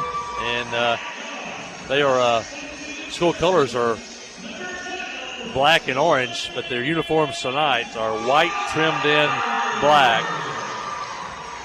Yellow Jackets come in tonight with a record of 20 wins, 9 losses. They picked up win number 20 Tuesday night with a 73-40 win over Heber Springs. They're 12-3 in conference play, and they are in third place. Little Rock Hall comes with a record of 11-16 overall. They played a pretty tough schedule. They played West Memphis, Little Rock Mills, and Bryant this year, but they are 8-7 in conference play and in fourth place. They've won 4 straight. They're one of their hot streaks right now. Of course, 2 of those included Lisa Academy and Heber Springs. They've won 4 straight, and they're 8-7 in conference play. As we said, they're tied for fourth place, or they are in fourth place, 1 game ahead of Lone Oak, who is in fifth place, who is playing Pulaski Academy tomorrow night. Yellow Jackets on Tuesday night. It was the sophomore night as the Yellow Jackets beat Heber 73-40. Sophomores Gus Scroggins and Carter Holland combined for 39 points and 8 3-pointers. Scroggins with 21 points and 5 threes. Carter Holland with 18 points and 3 threes. The Jackets hit 13 3-pointers in the game against Heber Springs with 6 of 9 at the free throw line. Led 42-26 at the half and 61-35 heading into the third quarter on their way to a 73-40 win. The last time these two teams played back on January the 17th, it was Clinton 65, Little Rock Hall 46. The Jackets led 35-19 at the half. Hall cut it to 7 a couple of times in the third quarter, but that was as close as they could get. Brody Emerson had 27. He was 7 of 8 at the free throw line. Russ Hensley had one of his best games of the year with 13. And Zane Widener had 12. Carter Holland only 2 points that night, so look maybe for him to have a much bigger night than the first time these two teams played. And we are ready for basketball here in the capital city. Underway, and the Yellow Jackets with the basketball, the first possession of the game. Zane Widener, Brody Emberton, Carter Holland, Ethan Biggs, and Russ Hensley on the floor. And Hall in a zone defense. Across the top. Back to Brody Emberton. Up high to Holland. Free throw line. Double team, triple team. Into the corner, Ethan Biggs fakes the defender. Bounce passes to Widener. Fall away from the lane. And the 2-pointer. Up and in by Zane Widener. An early lead. A really good move. He used the spin move and then the fall away to create space and knock down the jumper. And the Jackets off to an early lead. Warriors down the floor. Inside, outside. Ball knocked loose. Clinton comes up with it. Ethan Biggs over to Carter Holland. Down the floor to Emberton. Catches in the corner. Defender's there. Tosses it back. Brody now gets it. The 3 is up from the left wing. In and out. Won't go. Ethan Biggs with a rebound. Back outside to Zane Widener. Between the legs. Couple defenders. Biggs in the corner. Soft spot to Hensley. Quick jumper. Won't go. Off the front of the rim. Rebound to Hall. Kaleon Harris, the big man on the inside, number 3. He led Hall in scoring the last time these teams played. He had 12 points, the only player in double figures for Hall. And they do the old-fashioned high-low post. And in the lane, shot up won't go. Russ Hensley with a rebound. Over to Widener, across midcourt, moving right to left. If you're watching on the KHPQ Sports YouTube channel, the KHPQ Facebook page, the live stream, courtesy of video engineer Alora O'Neill. And you just saw Brody Emberton knock down the first 3-point field goal of the night. 5-0 is the lead. Brody had that big night at Rule Special, 30-plus last Friday night, and he's off to a good start tonight. Jackets They'll stretch out that 1-3-1 zone defense. Emberton at the top, Size Kinsley inside, in the middle. but Marble number 2. And Harris number 3. They got some size on the inside. They're playing better. They've won 4 straight. And a blocking foul inside on the Yellow Jackets on the shot attempt. No, the official says it was on the floor. No free throws. Inbound from the baseline. 5:57 to go in the first. Clinton 5, Hall 0.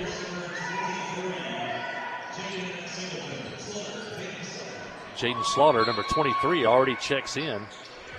Marble checks out.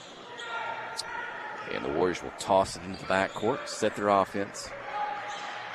And Clinton now is going to create a man defense. Switch, out of the 1-3-1. Yeah, play man defense on an inbounds play under the basket. 3-point attempt. Shot won't go. Off the rim. Chased down by Biggs. Another rebound by Biggs.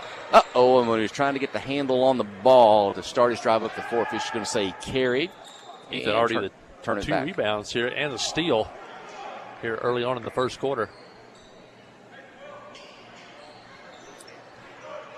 And Hall from the corner, just in front of the Clinton cheer squad. Inbound back near midcourt.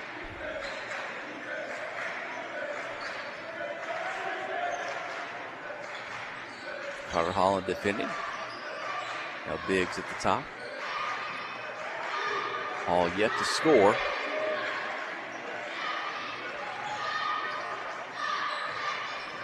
On the drive, in the lane.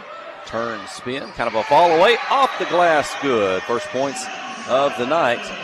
Gary Johnson, that's a tough shot. Good defense. Kissed it off the glass. Tip your hat to Johnson on that one. Into the corner, Russ Hensley's 3 won't go off the rim. And Carter Holland can't pull down the rebound. It gets away from him out of bounds. And Hall wants a timeout. 4:53 in the first. Clinton 5, Warriors 2. Stay with us. You're listening to KHPQ in Clinton High School Sports. The Blagg Law Firm is a proud supporter of Clinton High School Yellow Jacket sports. When you need an attorney, call the Blagg Law Firm. Whether it's an injury accident, criminal defense, DWI, family dispute, or Social Security disability, Ralph Blagg believes in equal justice for all. Located on Court Street in downtown Clinton and on the internet at blagglaw.com. The Blagg Law Firm, a proud supporter of Clinton High School sports. Adventure awaits, and with the all-new lineup of Chevrolets, those adventures can become reality. Joe Lee Chevrolet has the best lineup of cars, SUVs, and trucks ever. Why go from A to B when imagination can take you everywhere? And remember, when you need service work, Joe Lee's service department can keep your Chevrolet running like new. Make your best deal today at Joe Lee Chevrolet in Clinton. Find new roads in your new Chevy vehicle.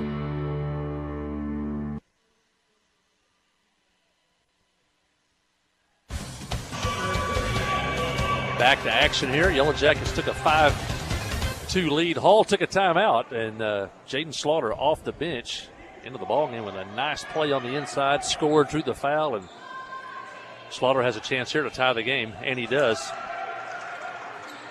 4:27 in the first. Emberton, Widener, Hensley, Biggs, and Holland.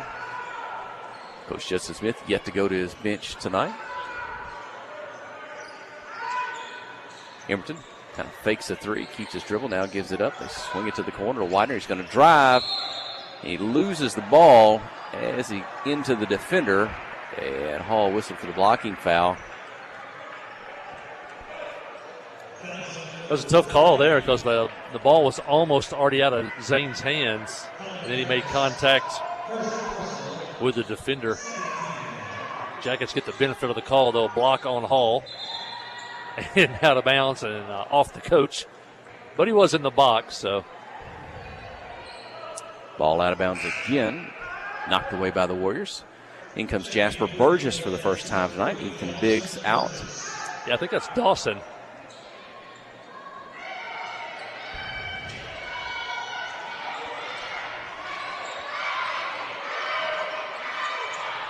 Back near the top. Now Brody Emberton on the wing, just in front of the Warrior bench.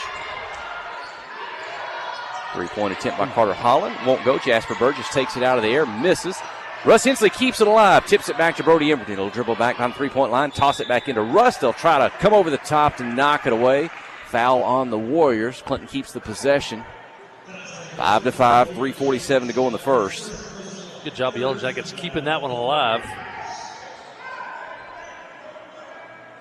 And they'll inbounds under their own basket. Widener out high to Holland. Near midcourt's going to dribble down, right, left, spin, shoot, and score. Carter Holland, we saw him do that Tuesday night, inside, outside, one of our co-players of the game, along with Gus Scroggins. He puts Yellow Jackets back in front by 2, 7-5. Yeah, we mentioned Holland only had 2 points the first time these two teams played, so he's already on the board here midway through the first quarter.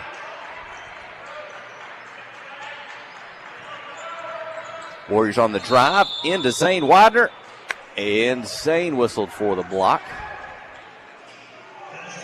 Had a pretty good view there. I think Zane maybe a half second late on that one, gets called for the offensive foul. And looks like Gary Johnson. Johnson will go to the line, shooting 2.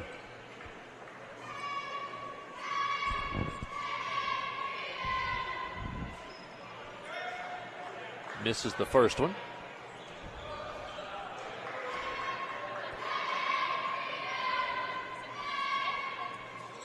Misses the second. Rebound to Widener. Cross midcourt. Zone defense in front of him. Loses the ball. It's going to bounce into the backcourt. He'll recover, but that is a violation. And the turnover to the Warriors.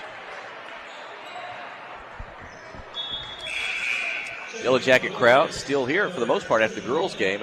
Equal to or maybe close to outnumbering the Hall side. Not a lot of folks in here tonight for the Warriors. I thought they definitely adults to adults with Yellow Jacket crowd definitely outnumbers Hall. They have a few students down in the end zone.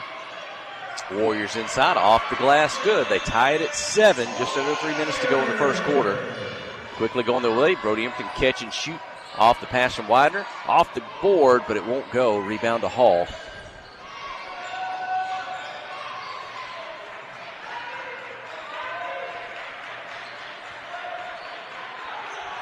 Three-point attempt up off the back of the rim.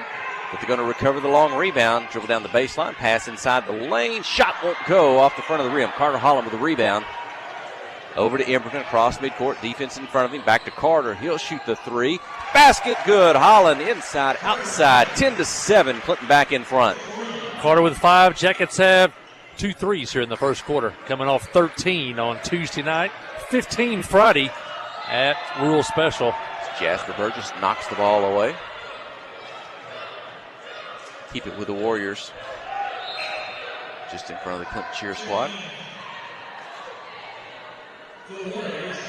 Marble checking back in for Robinson.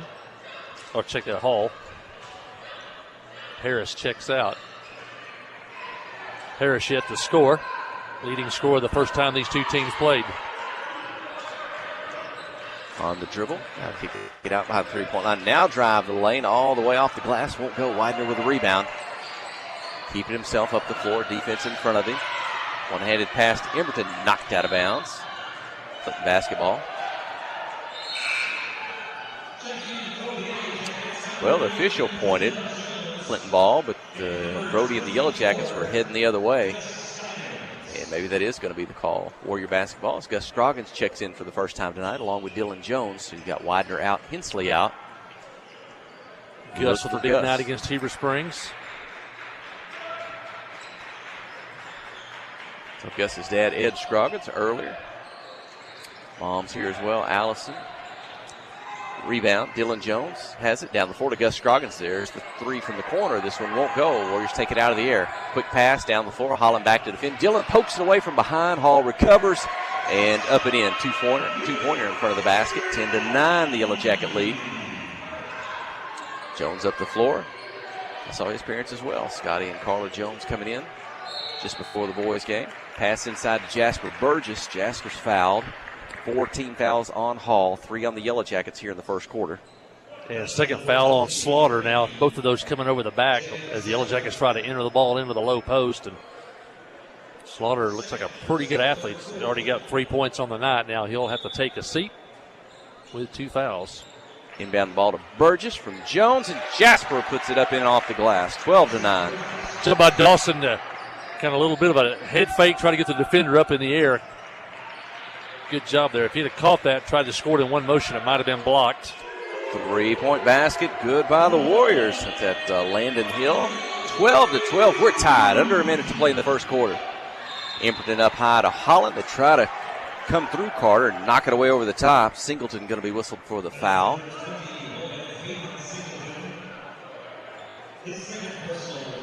Hey, Hall, every game's a playoff game now.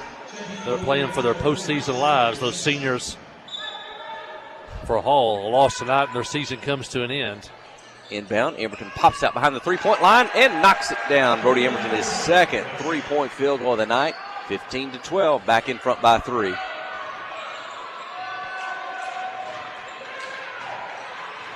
Seconds remaining in the first quarter. Back in that 1-3-1 zone defense. Long three up by Hall and good. The basket by Landon Hill. We're tied at 15. Dylan Jones quickly down the floor to Hollins. Got a defender. Back up. Jasper in the corner tries to split 2. The ball comes loose. He recovers and scores. He lost the ball, and they may wave it off. He falls in the lane. I think on his dive, he heaves it up. It rolls around and drops through, but it's going to be waved off. Yeah, heck of a shot. Official's going to wave it off for the travel, but looked like something out of a horse game right there. 15 all, under 10 seconds. Hall across midcourt. Can they take the lead here? Need a buzzer beater. There's the long three. Short, out of bounds. 1.5 on the clock. They'll have time to inbound and heave. Hall's going to drop back to midcourt now. They're going to come up, put a little pressure. They get it to Brody Emberton. He'll put it up. It's blocked. And 15 all after 1. Stay with us. You're listening to KHPQ in Clinton High School Sports.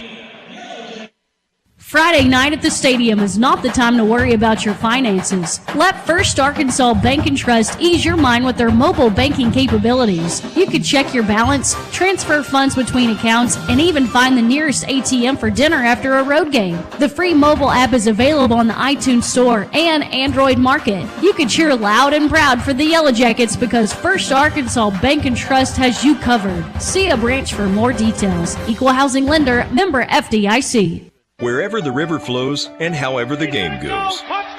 The River Company is a proud sponsor of Clinton Yellow Jacket Sports. Just like in sports, you want someone who has your back. The professional team at the River Company Insurance does just that. They'll work hard to find you the most coverage at the best possible price. Whether it's business, farm, ranch, personal, or automotive, the team at the River Company will get you exactly what you need. Sports is a team effort, so come join the team at the River, formerly S&P Insurance.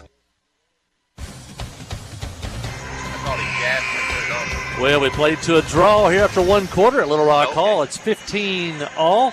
Little Rock Hall will have the ball to start the second quarter. Hall played on Tuesday night. They beat Lisa Academy West by a score of 85-47. As I said, they've won 4 straight. A win over Lisa Academy and Heber and Bauxite in that group. And Hill will take a 3 from the corner, no good. Put back up, no good, and Scaife was going to go to the line as he's fouled by Carter Holland on the put back there. And so your 5 to start the second half. Gus Scroggins, Dawson Burgess, Carter Holland, Brody Emberton, and Dylan Jones as the Warriors take the lead now, 16-15 off the made free throw. Wes Hensley returns to the contest. Carter Holland out. And again, it's another one of those nights. Second free throw good when the Yellow Jackets, they dress out so many players for first-year coach Judson Smith and Cody Mack. Now, they don't have enough seats on the bench, so a couple of guys got to stand up tonight. Yellow Jackets going the other way, trailing by 2 now. Jones, Emberton, a steal. Down the floor, Dylan back to defend Brody Emberton as well. Shot up won't go, and I think Brody Emberton's going to be whistled for the foul on the block attempt. So Hall got a 1-possession lead. They can make it 2 here early in the second quarter. Hall's got a lot of length here with this the Hill young man shooting the free throws here. He's long, and then Marble and Harris are long, and Slaughter. And so they can put a big lineup on the floor. The 2 sophomores now check out Jones and Scroggins. Yellow Jackets back with Holland, Widener, Burgess, Hensley, and Emberton. And he misses both free throws. Jackets still trail those 17-15. Cross midcourt to Widener. Into the corner. Carter Holland back in the ball game. Trying to clear some space. A couple defenders come up and double team. They get you there. Brody will drive, dish, Hensley. Oh, jump around a defender and scored. How about that step by Russ Hensley as he leapt to his left to get in the lane and then took it up and in. Hey, he's down here in the short corner in that soft spot, caught the ball, and that was a real power move. Put it on the floor, one big step to the basket. Now Hall turns it over, but that is a traditional power move by a post player. 6:59 to go in the second quarter, 17 all. Timeout on the floor. Let's go ahead and keep it here. A little bit, we'll talk. I just saw a score here. I don't know that I've ever seen that score in a high school game in Arkansas. 116-114, 4 overtimes. Is that right? That game's at Pangburn. I don't know at the. Let's see. Episcopal should have played. That's the semifinals at Pangburn tonight. So they finished number one. They would have played whoever finished fourth, and it's 116-114. Looked like the final score. We might have to text the cousin on that one. And that's Ashley Marsh, and so Micah Marsh, head coach at Episcopal Collegiate, involved in that game. That's a team that we've seen in recent years. And a steal. Hall takes it away. Drive to the basket. Emberton defending. Count the bucket and the foul. And Brody going to pick up the foul. A chance for the and one, I think, as the kids call it these days, with the free throw upcoming. Should have get a view of that on live stream. Great play by Gary Johnson on the drive with Emberton running along beside him. He dove into Emberton to get the body contact and draw the foul, and then faded away to get a little bit of space to get the shot off. And that was a really nice offensive play by Johnson, but he misses the free throw. But Emberton has to head to the bench with 2 fouls. Off to Widener across midcourt. Inside, outside, Scroggins. He can't get this one. Offside rebound to Gary Johnson. And the Warriors playing some inspired basketball here at home. The three-point shot is up by Scaife. Won't go. Rebound to Hensley. Off to Widener. Zane across midcourt. Couple defenders. Picks up his dribble. Over to Holland. He's open for 3. It's up. This one misses off the rim. Long rebound. Hall's got it. Carter back to defend. And missed. May have altered the shot a little bit, if not blocked it. Clinton comes away with it. Zane Widener back across midcourt. Hall's doing a good job of getting back on defense. Zane gets inside, can't get it. Russ with the rebound. His putback won't go. Warriors down the floor. Long pass ahead to Johnson. He gets Holland up in the air, makes the contact, count the bucket and the foul. Warriors score with a free throw to come. 21-17. Basically, Johnson just did the same thing that time. Caught the ball almost under the net and then jumped back into Carter Holland to at least guarantee he was going to draw a foul. And then he got the shot to go down, too, and he heads the line. And now Emberton's going to check back in. The Jackets trailing 21-17. 5:59 left here. So we got confirmation. That's maybe where Sid is tonight. Well, I couldn't reach him earlier in a text. He may be watching his son-in-law. He says that district tournament score from Pangburn is correct. 114 in the boys' game, 4 overtimes. That may be some type of state record. Man, I tell when Lance Taylor pulled out the record book here, definitely combined score between two teams. That's 230 points. Russ Hensley in the corner, drive the baseline. Help defender steps up, forces him to toss it out. Widener back to Dawson Burgess. His three's up, won't go. Hey, just keeps it alive, tips it back to Widener, but Hall's going to come away with it now. Down the floor, Dawson back to defend. Brody back in the ballgame to defend. They lose it. Brody comes up with it on the dribble. Cross midcourt to Burgess. Gus Scroggins, 3 is up. Gus answers, 22-20. Yellow Jackets trail by 2. 5 minutes, 10 seconds to go in the second quarter. 3-point attempt up. This one won't go off the back of the rim.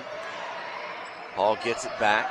Turn around just inside the free throw line. Misses. Dawson Burgess with the board. Off to Zane Widener. Zane up the floor to Russ Hensley. Inside, Burgess on the move. Defender falls. And Dawson, he might have ducked a little bit into the defender. Looked like the defender may have failed before harder than Dawson hit him, but he's whistled for the charge. And Hall basketball, 4:50 to go, 22-20. Hey, trivia question, Mike Holly. I'm going to test you here. That's probably the boys' record for most combined points in a ball game. Wonder who has the girls' record for most combined points in a ball game if you go back. And I don't know if it's the tournament record or the regular season record, but I know one of the schools that has that record. Is that the Clinton-Gosnell game? That's right. From what regional tournament play, we saw 90 to 80 something one night. Ralph Blagg, we talked about it earlier this year. He remembers. Coach Ricky Cooper remember. Yellow Jackets, they lit it up one night in a tournament game. They played Ed Heber in the regional tournament. And Gosnell had a girl that unstoppable until she finally stopped herself by fouling out with 3 minutes to go. And Logan Blagg had a huge game that night. And that's going to be a goaltending call on Zane Widener. Give the basket to, I think that's Slaughter. 24-20. No, Hill. Hill's got 8. 4.5 minutes. Gus Scroggins is open for 3, and he gets another. 24-23. He pulls Clinton within 1. 4:20 to go in the second has quarter. 6, just like that.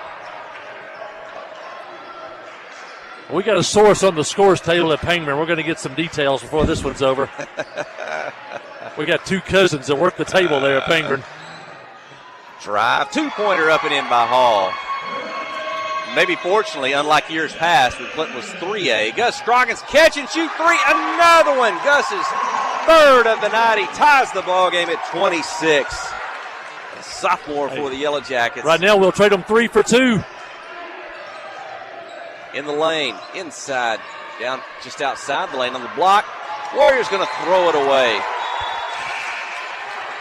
Just to finish that thought, that's a couple of schools that not too long ago we've been in the 3A regional state tournament. We've been playing those schools, Episcopal, and but now Clinton in 4A. We won't meet up in the postseason. Yeah, we took the number 1 team in 3A to the wire at Harrison this year in Bourbon. It would been interesting to be in 3A this year, both boys and girls. Burgess, Widener drives the baseline, gets around a defender, shot won't go, may have been tipped. Second shot. Zane gets off, but he's fouled.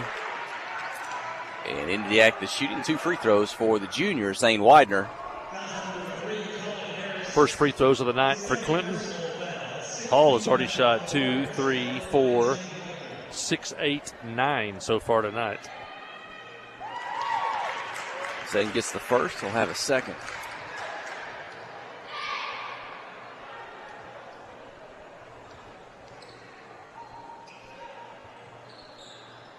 And he gets it to go as well. Clinton back in front by 2. 28-26, 3:25 in the second. It's been a tight game since the start of this one. Brief 5-point lead. It was, 22-17. Still 3 minutes to go here in the second quarter. Clinton in zone defense, kind of a 2-3 zone. Emberton Widener at the top, another long 3. This one up by Scaife. Won't go. Rebound Clinton. Emberton playing with 2 fouls across midcourt. Picks up his dribble. High post Burgess dribbles down, draws the second defender back to Gus. The 3 is up. This one won't go. Tipped. Hensley's got it. Russ's one-hander up, won't go. Loose on the floor. Tipped. Hall recovers up ahead. Oh, what a collision up high. Zane, and I think he's going to be whistled for the foul. Looked like Zane playing linebacker right there. Come up and intercept a pass. Thankfully, nobody was hurt. I thought they were going to meet about head-to-head right there without helmets on. But both players look okay. Zane's going to check out. Dylan Jones into the ball game. Yeah, Widener's got 3 fouls. At the 2:46 mark, he'll have to take a seat probably for several minutes here in this one. Jackets leading 28-26. Missing the free throw. Russ Hensley with a rebound. Gus is down the floor quickly. He's ready to shoot. He takes the pass. The defender jumps out, so he'll pass it away back to the top. Inside to Dawson Burgess. Dribbles down. 2 defenders. Needs help. Back to Gus Scroggins. Takes a step. Shoots and scores. Gus Scroggins. 31-26. 4 3-pointers. I've talked this year. I'm having, on the girls' side of things, I'm having trouble remembering a player exactly like Abigail Parks, how she's emerged as a 3-point shooter this year. You might have to say Gus Scroggins is on that same kind of path that we're seeing, how he's emerged as a 3-point shooter. And he's knocked down 4 quickly here in the first half. Baseline runner, drive, won't go, but the follow is up and in. 31-28, Clinton by 3. Yeah, Gus had 6 points the first time these two teams played back on January the 17th. He's already got 12 tonight.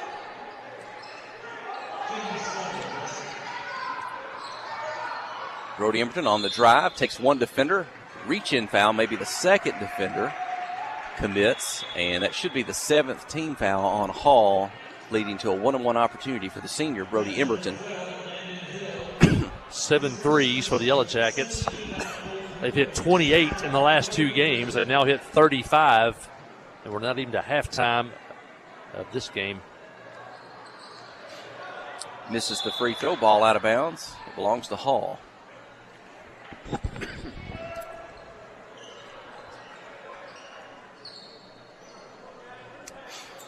I'm telling you, well, you want to come up with a some type of, I don't know, I'd like to see a game of horse or some type of shooting contest between Gus and Abigail. I don't know if we could turn that into a competition or a fundraiser, but that would be something to see with those two. I don't know. Coach McKnight says Gus doesn't miss in practice. And a 3-point field goal by Hall. They've tied it at 31. What a game here in the first half. Clinton and Hall High School. Hill's got 11. Dylan Jones inside to Russ Hensley. Gets loose from him, and Hall recovers in the lane. Defense back. They'll slow it down. Walk across midcourt with 1:08 remaining in the first quarter. Coach calls the offense. Looking at this zone defense by the Yellow Jackets. Last time these two teams played, it was 35-19 at the half. It'll be much closer tonight. In fact, the tip Hall now leads by 2. Off the miss, 33-31. Brody across midcourt. They pick him up there. He'll take one defender deep. He'll try to hand it off to Russ Hensley.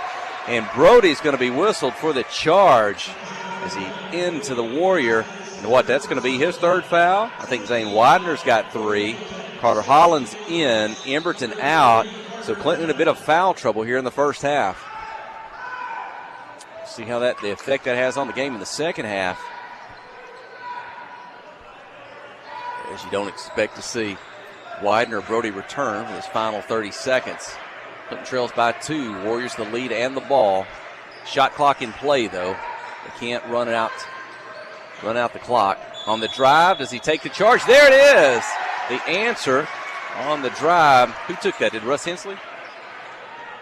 Clinton takes the charge in the defensive end of the floor. Scaife with the foul, led with the shoulder.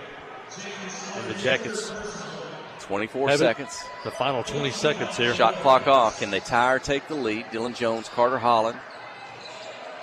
Gus Scroggins. Into the corner to Hensley. Back. Jones going to drive, take it deep. Get them in the air, draw the foul. Dylan Jones to the free throw line. Well, he had a lane as the floor kind of spread, so he took it deep and was able to try to get the shot off. Kind of drew the foul. Ethan Biggs going to check back in. Brody and Zane right now have combined to score 10 points. They scored 39 the last time these two teams played, so they're going to be on the bench for a while there with those 3 fouls. Dylan's first is up and in. He can tie it with 8 seconds to go in the first half.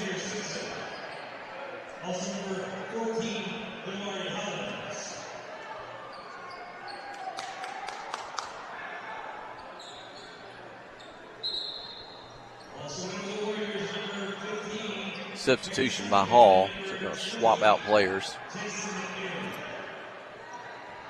Everybody's getting players out of the game with 2 or more fouls in the final 8 seconds. You don't want to pick up a cheap one here.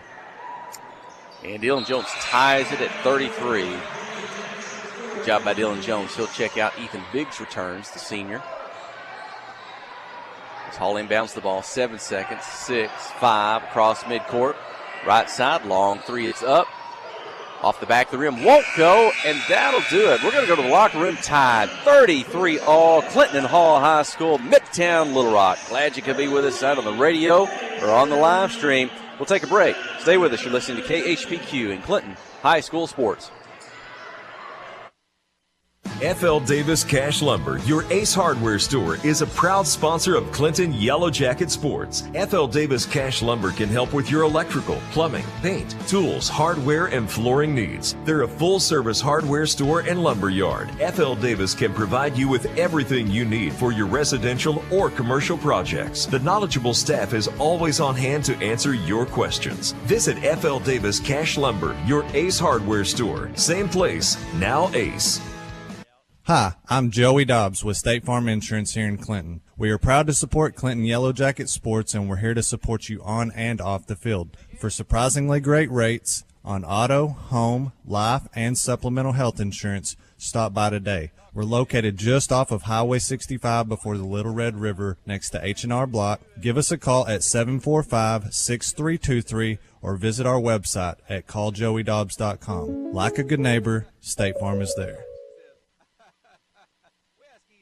Nobody has sold more Dodge, Chrysler Jeep Ram vehicles than the Landers family. If you're looking for a hassle-free, stress-free buying experience, then Cowboy Dodge, Chrysler Jeep Ram in Clinton is your place to shop.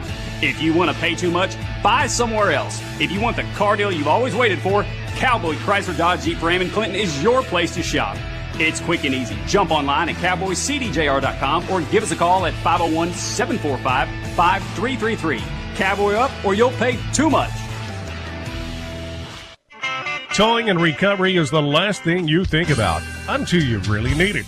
Then you really want the best. There's only one name to call, Justin's Collision Repair Towing and Recovery. They have the largest and latest model recovery fleet in North Central Arkansas. From small towing to heavy-duty towing, Justin's Collision Repair Towing and Recovery on Highway 65 in Clinton is the one to call, 745-2992. That's Justin's Collision Repair Towing and Recovery, 745-2992. Gonna turn it on. Swing it. Are we back? I think we may be back. I lost it. It's loud. It's a little bit loud in the arena here at Hall High School. The cheerleaders out performing on the floor, and it's a very nice modern gym here at Hall High School. They got state championship banners around us. But a night atmosphere, just a little loud in here and how it's constructed. My colleague steps away for just a moment. I got Ed and Allison Scroggins with me. Allison was kind of pushing Ed over. I don't know if she's going to talk to. We'll have to get her. She says she's the shot blocker of the family. That means Ed must be the shooter because, boy, we've been talking on the radio about Gus Scroggins and how he's emerged this year for the Yellow Jackets. He knocked down 4 3-point field goals quickly there in the first half to lead the Yellow Jackets, and very timely in a tight game like this. Tied at 33. Gus comes in and goes big tonight. So it's been a lot of fun to watch this year, Ed. He has. And we were talking to, I've said this on the radio before, we were talking to Coach Cody McKnight on one of the trips back one night. We were talking about Gus, and he says, Gus never misses in practice. And they have all the confidence in him. It looks like Gus has a lot of confidence, too. He's kind of got the green light. He's the Abigail Parks of the boys' team. I would love to see a game of horse or a three-point shooting contest between those two. They've been fantastic this year. But tell us a little bit about Gus and basketball and how that's been for him this year. Well, it's kind of been a slow start this year. I don't know what was going on. And then finally, he had a game at Harrison in the North Ark tournament. And come in, and I think he hit 4 in a row and got fouled on the 5th one. But that, I think, kind of set a mindset in him that he can play at this level and he can play with these older guys. Mm-hmm. And ever since then, he's been lighting it up. That's all I can say. You know, he works hard in the gym. I think 2 weeks ago on Sunday he went in and he shot 1,000 threes and made a little over 500. Wow. And if you keep up, I guess, with statistics in the game, probably if you're in high school, if you probably shoot 30%, that's considered pretty good. Right. The really good ones might get up close to 40%. And what Gus and Abigail are doing are pretty special in how they're shooting the basketball. I don't know, is this something you kind of expected in this year? Or just like you said, kind of this confidence, this extra practice has really paid off here, especially the second half of the season? Well, you know, when I first met Coach Smith, met him in his office, and we talked about Gus, and I said, look, you know, I want my son to earn his minutes on the court. What can we do to get him 3 minutes a game? And that's all I asked for, whether it was defense, rebounding, shooting, whatever it is. And he's just taken off from there. You know, he works extremely hard. I haven't only seen him practice one time, I don't know about the never missing in practice, but I know he does work hard. And you know, if you put in the hard work, the results come. And he's been playing well. You know, as far as his team goes, I think if him and Carter, Brody, Dawson, and all of them can really get the outside shot going, it opens up things for the inside for them, especially coming into a regional tournament where I've heard there's going to be some great teams there next week. You know, we talked about, Mike Holiday said this on the radio, those first week or two of the season, those football boys kind of turn into basketball boys. Early on, we were thinking, not sure about this team. They may have trouble scoring offensively this year, just looking at what we were like early. Well, ever since that St. Joseph tournament victory that they won, they have never let up. Now you got guys like you said, your son Gus and Carter Holland, the 10th grader. They were co-players of the game in the win on Tuesday night. You got Brody Emberton, who has had 30-plus point games during the season. You got Zane Widener, who can score. You got Russ Hensley on occasion, can score some inside, outside. You got multiple scorers on any given night. And the way they finished the season and the conference race, I think they're playing as good as you would hope they would, getting ready to go to the regional. Yeah, I'd like to see 6 of them have 15-plus every night. That's when you have a really great basketball team, and they have the ability to do it. You know, like you were talking about Zane Widener, Brody, they're kind of staples in the program. They played a lot of minutes last year, can really score the basketball. Dawson has really come on, in my opinion, from last year to this year. And then you've got 2 upcoming sophomores, Carter and Gus, that can play ball. And he's got 3 or 4 others on the bench that can come in and tribute. He's got length, he's got height. They got all the athletic ability in the world. A really good defense. Like you said, they've got that height and length. They're a tough matchup for teams trying to score against them, and Gus is a big part of that. Grab Allison for a minute. Come on over. Tell her to come on over. Let's get Mom before we have to finish up halftime here. Hey, now you got to talk now we talked a lot about you on the radio the other night when your 1999 team were recognized the ceremony with Coach Ricky Cooper and all the girls were there and talked about that season. You had the winningest class of girls, meaning that your 10th, 11th, 12th grade year, you won more games than any other girls group in Clinton history. Until this year's team, this year's group, I think they passed you a week or two ago with their 69th win. You all finished with 68. But I think you girls had a really good time at that ceremony the other night. Yes, we did. It was amazing to see all the girls again, see Coach Cooper again. The fans were awesome. It's always a good atmosphere in Yellow Jacket Arena. It was such a pleasure to be back. Yeah, well, this may not be a fair question to catch you off guard, but I don't know. What could you say about that year, that team? What could you summarize? What would you remember when you think back to that time? Well, we had great teamwork dynamic. So we had, it didn't really matter how they came at us. If they jumped out on the outside girls, then they could get to me on the inside. If they piled down on me, then the other girls had a field day from the three-point line. Nobody was selfish. There was great team dynamics, like I see in this team, the girls' team this year. They aren't selfish. They pass it. They're fun to watch.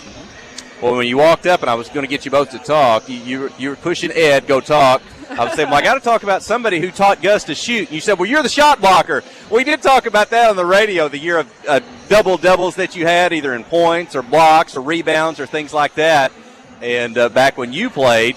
So I don't know. Gus has just emerged as a fantastic three-point shooter this season, especially the second half of the season. So I don't know if you want to take credit for that. But no, that's his father. I was an inside girl. I'm not a perimeter shooter. But I'm glad that Gus is. That's right. And good offensively, good defensively as well when he comes in. Boy, Coach, he's got a long and lean team that he can put in there and play defense with, and Gus just adds to that. And so he's a lot of fun to watch. And they may have a tough draw next week. There's some good teams coming down from Northeast Arkansas. They got to get that first game to keep the season going, but should be a big one next Thursday. I think it's going to be at 7 o'clock there at Yellow Jacket Arena. It'll be exciting to watch. Yeah, we hope to get a win that night and the season playing on. We still got to get a win this night. It's 33-all at Hall. I think they're playing. They still have a chance to finish as the number 4 seed in the conference. and make it on to the region next week. If they lose tonight, their season's over. So I know they got a lot to play for in the second half. Clinton's locked in as the number 3 seed, but they've been playing so well lately. I know they'd like to finish the regular season tonight with a win. I believe they will. I believe they're going to put it all together, come together as a team, and pull it off. Well, I'll let you go. Go cheer them on, you and Ed. And thanks for talking with us, Allison Scroggins. And we are underway in the second half. And Carter Holland's going to draw a foul inside, go to the free throw line. He'll have a chance to put the Yellow Jackets back in front for the first time here in the second half. Holland joined on the floor by Widener, Biggs, Hensley, and Emerton to start the second. You know, I thought we might see Widener and Emerton maybe sat out a little bit longer, but they're both on the floor with 3 fouls. And see if we can get to the fourth quarter with just 3. And Carter gets the second free throw, so it is a 34-33 lead. Jackets were led in scoring in the first half by Gus Scroggins with 12. And Brody Emerton with 6. The 1-3-1, long pass over the top, down to the block, shot up won't go. Zane Widener with a rebound off the glass, keeping himself up the floor, defense in front of him. No real transition points tonight or fast break points. Hall's doing a good job of getting back on defense. I'm Jeff Hall. My colleague joins me, Laura O'Neill, our video engineer. Kelsey Robertson in the studio. Sid King listening on the radio tonight. Carter Holland spins, shoots inside, falls off the rim. Hall with a rebound. Long pass ahead. Inside, shot up, won't go. They'll have a second chance. Draw the foul. Hall to the free throw line. Killian Harris fouled. Hasn't scored yet tonight. He led Hall in scoring the first time with 12.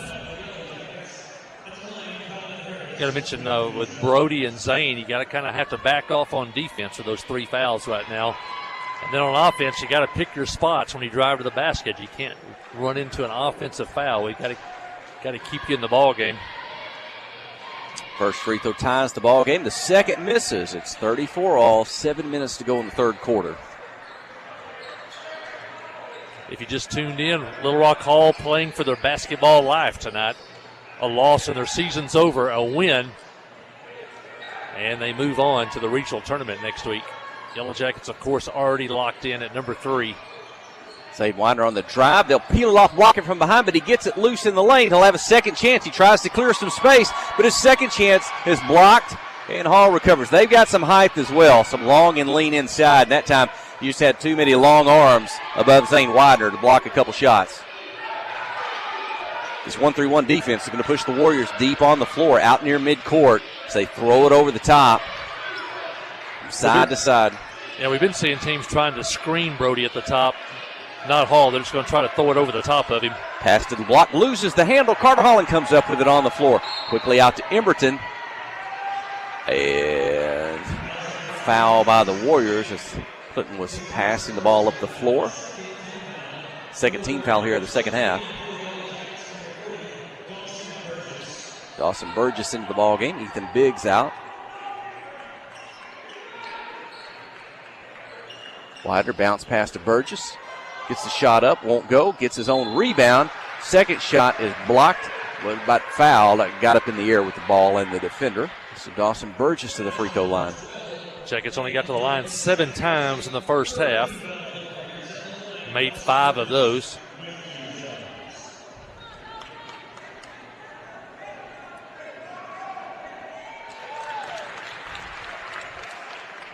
Burgess hits the first one. It's 35-34. Judson Smith on his feet as Dawson gets the second. Dawson has 4. 5:50 clock running in the third. Across midcourt. Drive into the lane. Runner floats it up and in. 36-all. Johnson has 9 points now. Hill led Hall in the first half with 11 points. Slaughter with 9. Zane Widener for 3. We don't often see Zane shoot from behind the three-point line, but he gets that one, and it's 39-36. Yeah, you know, I remember one, was it down at Boxside, he hit a 3.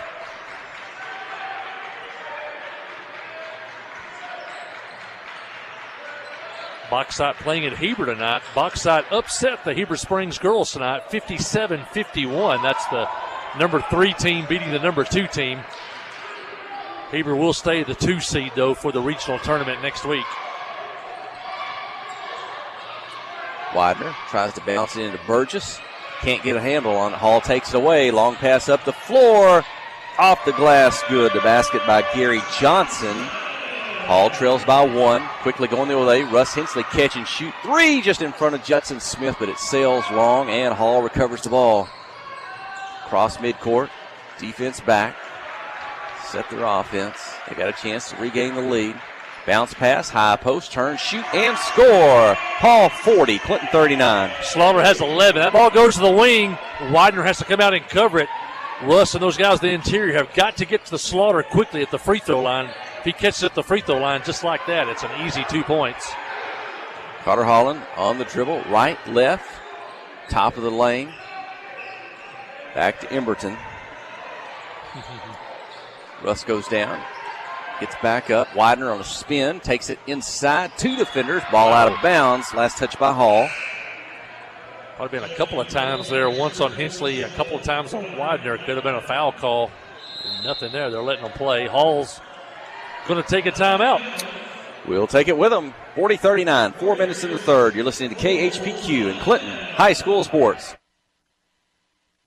FL Davis Cash Lumber, your Ace Hardware store, is a proud sponsor of Clinton Yellow Jacket Sports. FL Davis Cash Lumber can help with your electrical, plumbing, paint, tools, hardware, and flooring needs. They're a full-service hardware store and lumber yard. FL Davis can provide you with everything you need for your residential or commercial projects. The knowledgeable staff is always on hand to answer your questions. Visit FL Davis Cash Lumber, your Ace Hardware store. Same place, now Ace. Steve Good at Goods Cash Saver says you can learn a lot about life by playing sports. You may never be the biggest or the fastest, but you can always try to be the very best and give 100%. And that's what they do every day at Goods Cash Saver. Even though they don't have the biggest building, they try to have every item that you might need in groceries. They also overachieve every day in their meat department. So when you're looking for a place to shop, give Goods Cash Saver a try. A supermarket that cares about you and your community and says, go Yellow Jackets. Yeah, it was still close here to Hall High. Game was tied at the end of the first quarter at 15. It was tied at the half at 33. And with 4 minutes left in the third quarter, Little Rock Hall leads the Yellow Jackets 40-39. Jackets have the ball with a chance to take the lead. And what a shot clock violation. Widener's three-point basket off the front of the rim as the shot clock was going off, and Hall will have it and a 1 point lead.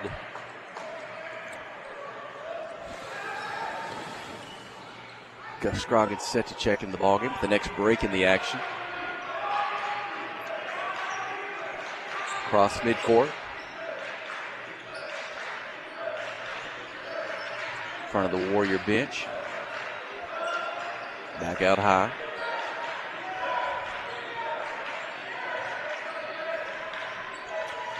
Yellow Jackets doing a good job of not letting Hall get anything down low. They're kind of having to throw over the top, keep it behind the three-point line. Occasionally they'll get it to the high post. They try to get it there, but Brody Emberton may have got a hand on it. He ends up with Carter Holland. Up the floor to Dawson Burgess. On the dribble, on the drive, spins. Shot's blocked, but he into his hands. He gets it back. His second shot's blocked. Another attempt. Zane Widener won't go. Loose on the floor. Zane dives, gets it. And Coach Judson Smith gets the timeout. So they'll say Zane Widener hopefully had the possession just long enough for Coach Smith to get the timeout, save a possible tie or turnover.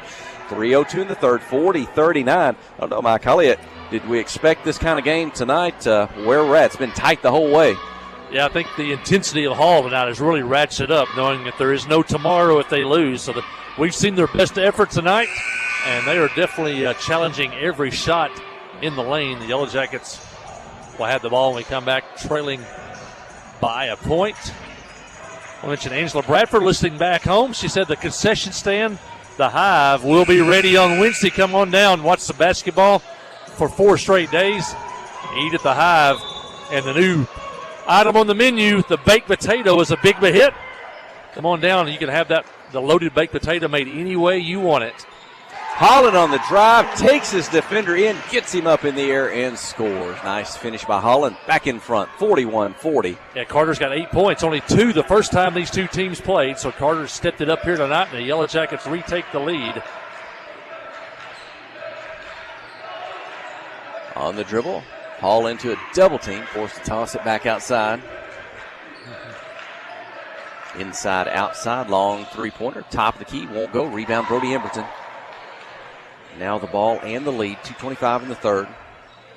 Swing it to the left. Gus Scroggins catch and shoot. Another one. First of the second half. He's got 5 in the game. Gus is ready to pull the trigger. It's 44-40. You know, Gus's dad told me off air at halftime, he said he's seen Gus have these one halves like this before. He wanted to see 2 halves, and he may see it tonight as Gus hits a 3, and now Hall answers. 44-33. Was that Landon Hill? Landon Hill, he's got 14. Gus ready to shoot again. This 3, another one deeper. On the floor, the Yellow Jackets bench, 47-43. 6 threes for Gus. Got 18 points. 1:35 in the third. Hall offense pushed out to the midcourt circle. Nobody in the lane for Hall. They're all out high, a couple near the free throw line. Everyone else behind the three-point line. There's a three-point attempt up just short off the front of the rim. Poked out of bounds by the Warriors. Belongs to the Yellow Jackets. 47-43, the biggest lead the Jackets have had. It's been tied all the way. Maybe with a minute 20 left here, kind of stretch the lead a little bit. Russ Hensley out of the game right now. If we can get Widener and Emberton another minute and 20 seconds, they can get to the fourth quarter with only 3 fouls. Zane on the drive, takes it deep, tosses it back out to Scroggins. He's alone. This one's off the back of the rim. And Hall on the rebound attempt, going to step out of bounds to the basketball. Back to the Yellow Jackets. One thing about Gus sometimes, his shot is so quick when he takes the pass. The defender's not there or can't get there in time, so he usually doesn't so much have to shoot off the dribble. He's just in position. When the offense has the ball, he's ready to go. As soon as they get it to him, he can pull the trigger quickly. Steele going the other way. Hall gets in the air. The shot gets off, but a foul called. 2 free throws upcoming for the Warriors. They're so used to Gus hitting those threes. When he lined up to shoot the basketball, the Clinton bench was already firing off the bench over there. It's kind of one of those players that, well, one, you got to know where he is on the floor, and you got to know his range. We talk about some teams sometime defensively. You know it's a good three-point shooter, but you don't expect them to shoot from that deep on the floor. So Gus can kind of set up behind that three-point line, and maybe if they're a little bit close, well, maybe he could just step back a couple of steps. He's got a little bit of range, maybe more so than folks. So as a defensive player, you gotta know where he is, and you gotta know he's got that ability. Free throw up and in by Hall. Well, and substitutions. Okay, 47-45 is the Yellow Jacket lead with 59 seconds remaining in the third quarter. Half-court trap by Hall. They gave the Yellow Jackets a little bit of trouble with this at Yellow Jacket Arena. Might be looking for a little run and jump here. You got to be careful. Here it comes. Emberton keeps his dribble, takes it deep down the right side. They want to double from behind. They do. He'll clear back to Zane Widener. He's got a lane to the basket, and he'll run into a Warrior. A little bump there from Hall. Foul called. I don't know that he was shooting yet. And Clinton will inbound it from the baseline. The foul slowed down a little bit here in the second half. Clinton in foul trouble there in the first half with Emberton and Widener with 3 apiece, but only 2 team fouls now in the second half for Clinton, 4 for Hall with 45 seconds to go in the third. Emberton inbound from the baseline. He does to Carter Holland. Quickly back to Widener, back to Brody, but the defender was there. Couldn't get off a quick shot. They'll work around. Gus is open again off the quick pass from Holland. In and out, won't go, but for the putback, Brody misses. Holland for the putback. The third time's a charm. 49-45. Big sequence there. Jackets score. Now they need a defensive stop. The shot clock is off. 20 seconds, third quarter, midcourt circle. Hall with the basketball. This is right to left from a right. Need to stop here because Hall's going to get the possession to start the fourth quarter. They can get back-to-back possessions. Clock down to 10. 2 defenders, Widener and Emberton. Here they go. Ball on the right side. Looks at the corner, not there. Holland knocks it out of bounds. 3.9 for the Warriors to inbound. You don't want the ball to be thrown toward the basket. If a Hall player goes toward the backcourt, let him go. You cannot let them catch it going toward the basket with 3.9 seconds left. And substitution for Hall slows down things momentarily. Now ready to inbound the ball. 3.9. Going to have to throw it deep in the backcourt. Good defense by Clinton. They'll just get it across. Well, up to the three-point line. The shot at the buzzer just short off the front of the rim. So Clinton with a good run to finish the third. 49-45. Fourth and final quarter when we return. You're listening to KHPQ in Clinton High School Sports. Adventure awaits, and with the all-new lineup of Chevrolets, those adventures can become reality. Joe Lee Chevrolet has the best lineup of cars, SUVs, and trucks ever. Why go from A to B when imagination can take you everywhere? And remember, when you need service work, Joe Lee's service department can keep your Chevrolet running like new. Make your best deal today at Joe Lee Chevrolet in Clinton. Find new roads in your new Chevy vehicle. Conway Regional has been the community's hospital for 100 years, providing high-quality, compassionate care. As our community continues to grow, we're growing alongside you to ensure all your healthcare needs are met right here in Conway. When your family needs emergency care, you can trust our board-certified providers to provide you with the comprehensive care you deserve when you need it most. When you're facing an emergency, trust the care you'll find down the hallway, not down the highway. At Conway Regional, we're not just growing, we're growing together.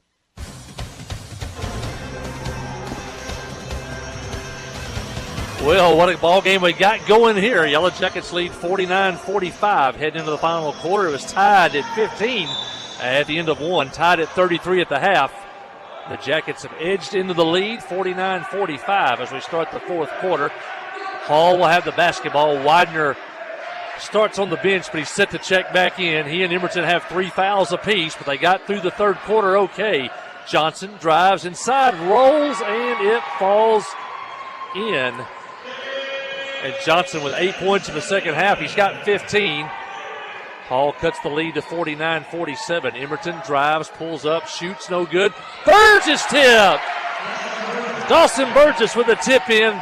And he's got 6, and the Jackets lead 51-47. Scaife to Johnson. Looked like he walked, no call. Rebound Hall. Second shot by Marble, no good. And a whistle. And they're going to call the Yellow Jackets for a foul. Didn't really see that one. Looked like Marble had a clear shot at the basket. But the foul will go on Russ Hensley. That is only his second. Widener checks in. Holland checks out. Carter's had a good game tonight. Long three-pointer, no good. And Russ runs through the shooter. And Hill's going to get 3 free throws. Old basketball rule, never foul a jump shooter. Looks like they look like the Jackets may catch a break, though. Looks like they're going to say it was after the shot, and Hall will be forced to throw the ball inbound. So the Yellow Jackets get a break there, no free throws. Hall forced to throw the ball inbounds. Hall head coach not happy with that call. As Hall has it, and the Jackets lead by 4. 1 minute into the fourth quarter. It's steal by Dawson Burgess. Couple defenders. Head to Zane Widener. One defender. Good job by Zane Widener on the finish there. Able to kind of wrap it around the defender. Tough pass to throw. Burgess put it right on the money, and a tough pass to catch in traffic. And Widener caught it and scored without putting the ball on the floor, and the Jackets now by 6. This may be their biggest lead of the night here in the fourth quarter. 6 points, 53-47. Yeah, we know Hall had a 7-point lead the first half. Long three-pointer by Hall. Up and in the basket by Landon Hill. Back to a 3-point game. That's 5 threes by Hill. He's got 17. Scroggins, Burgess in the lane. One-hander up, won't go. Loose on the floor. Hall comes up with it. Pass ahead, couple defenders back. Down the middle of the floor. Gus reaches in, knocks it away. Last touched by the Yellow Jackets. Good job by Gus to kind of poke that away and not pick up a foul. Jackets want to win here to go into the regional tournament on a high. Hall wants to win just to make the postseason. Another 3 by Hill. Deep. This one won't go. Hall for the rebound. Players go down. And the official says last touch by the Warriors. 6:11 remaining. 53-50. Half-court trap. Last time it was kind of a man backed into the front court and then ran that run and jump defense. Widener and Emberton in the backcourt. Gus Scroggins up near midcourt along with Dawson Burgess. Long pass over the top to Gus. This time he's going to dribble in the lane. Right, left, spin back to the right. Shot blocked, but he's fouled. And that should send Gus Scroggins to the free throw line. Gus to the line. Jackets 7 of 9 tonight at the free throw line as a team. This will be Gus's first 2 free throws of the night. He's got 18 points. And he gets the first. Carter Holland's going to check in the ball game. He may be coming in for the shooter. They didn't bring him in after the first free throw. Let's see if Gus makes this one. It is. Now play will stop. Holland in for Scroggins. And Gus has 20.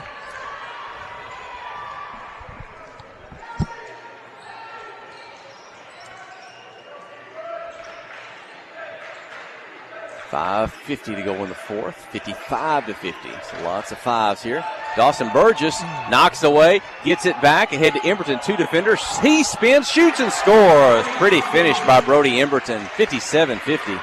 Brody's first points in the second half. He's got 8. Gus had 21 on Tuesday. He's got 20 right now. Hall inside. Widener knocks away. Warriors recover. Yellow Jacket defense all over the place. Zane Widener with a steal. Defender, comes up. Foul. To the floor goes Widener. 2 free throws upcoming. 5:24 remaining. 57-50. Yeah, Widener, I think would have liked to have dunked that one, but the defender kind of saw that one called coming. him about the free throw line. Wasn't going to let him shoot it. The officials have allowed for some pretty physical play tonight for both teams. Win on the road, you got to keep hitting free throws. Zane foul trouble in the first half, but he's done fine in the second. Had those 3, but yet to pick up a foul. The team's only got 4 here in the second half. Zane down double figures with 10. Playing with 3 fouls. 58-50, biggest lead of the night for Clinton. And the second, 59-50. This game was 33 all at half. Clinton outscored the Warriors. What's that? 26-17 here thus far. You got to know where Hill is. Number 12. 3-point attempt misses. Brody in for the rebound. The defense drops back. They'll let Brody bring it up the floor. Zane gets by 1 defender, gets to the lane, turns, spins. There's a double team. His shot's blocked into the hands of the Warriors. Brody Emberton steals. He's going to drive. Left-handed shot. He's fouled. Brody Emberton to the free throw line. Jack's been pretty relentless tonight. They've been on every loose ball. They've been on it. That time Widener's shot was blocked, but there was Emberton kind of hanging back, and he picked off the outlet pass and goes to the free throw line here. Chance to put the Yellow Jackets up by double figures. And he does get the first. 60-50 is the score. Emberton with 9, a chance to join Gus and Zane with double figures. And also Carter Holland. And Hall with the rebound off the miss. Under 5 to play. Looks like Hill's out of the ball game right now. Their best three-point shooter, number 12. The pass to the baseline gets away. Full court press now, no longer a half-court trap. They're going to line up and try to pressure Clinton in the backcourt. Gus Scroggins back in, Russ Hensley out. So you've got Scroggins, Holland, Widener, Emberton, and Burgess. Jackets in the bonus situation here. That's 7. Scroggins comes in. There's another good free throw shooter. Full court man-to-man. Widener will get it across midcourt. Scroggins closely guarded. Holland gets in the lane, spins, falls off the rim, won't go. Warriors with the rebound. It's a pretty play to get it inside, but Hall back across midcourt. 4:15 to go. Time going to be a factor now against the Warriors unless they can get maybe that timely three-point shooting. They've really not done much inside or around the lane. This time past the high post. Offensive foul. Kind of lowered the shoulder a little bit into Gus Scroggins. And Yellow Jacket basketball. The Hall fans didn't like that call. Other than maybe leading with the shoulder, that's about all I saw there on that call. Burgess checks out. Hinchley's back in. 4 minutes to go. And that's also the fifth team foul, or the fifth personal foul on Kaleon Harris. Only 1 point tonight for Harris. He led Hall in scoring that night at Clinton with 12 points. Only one tonight. Jackets could be deliberate on offense here with a 10-point lead. You're looking for the high percentage shot. Russ Hensley for three from the corner. Won't go. Tipped around. Hall's got it on the run. Down the floor. Widener back to defend. Count the basket and the foul. Wasn't a lot of contact, but the official says maybe enough for Zane Widener's fourth personal foul. 60-52 and a free throw to come for the Warriors. And Jackets only took 10 seconds off the clock on that offensive possession. And Hall comes right back and scored. And Hill's back in the ball game after catching a quick breather. And now the lead back down to 7. The free throw by Gary Johnson. 18 points for Hill. In a man press. Widener hands it off to Emberton. He'll get it across. Take it in the lane. Up in the air. Shoot and score. Brody Emberton. Timeout by Coach Judson Smith. 3:40 when we return. You're listening to KHPQ in Clinton High School Sports. Towing and recovery is the last thing you think about until you really need it. Then you really want the best. There's only one name to call, Justin's Collision Repair Towing and Recovery. They have the largest and latest model recovery fleet in North Central Arkansas. From small towing to heavy-duty towing, Justin's Collision Repair Towing and Recovery on Highway 65 in Clinton is the one to call, 745-2992. That's Justin's Collision Repair Towing and Recovery, 745-2992. Ozark Health is a wonderful diamond in the rough, I call it. Living in a rural community, having access to healthcare is critical. It has been a blessing to our community. Not that I want to go to the hospital, this last place that I really want to go, but this is a place I'd recommend to anybody. There's nothing like the individual care that you get here. It's phenomenal. Our purpose for being here is to serve people. It fills me with pride that we're able to do that. Ozark Health, your community hospital.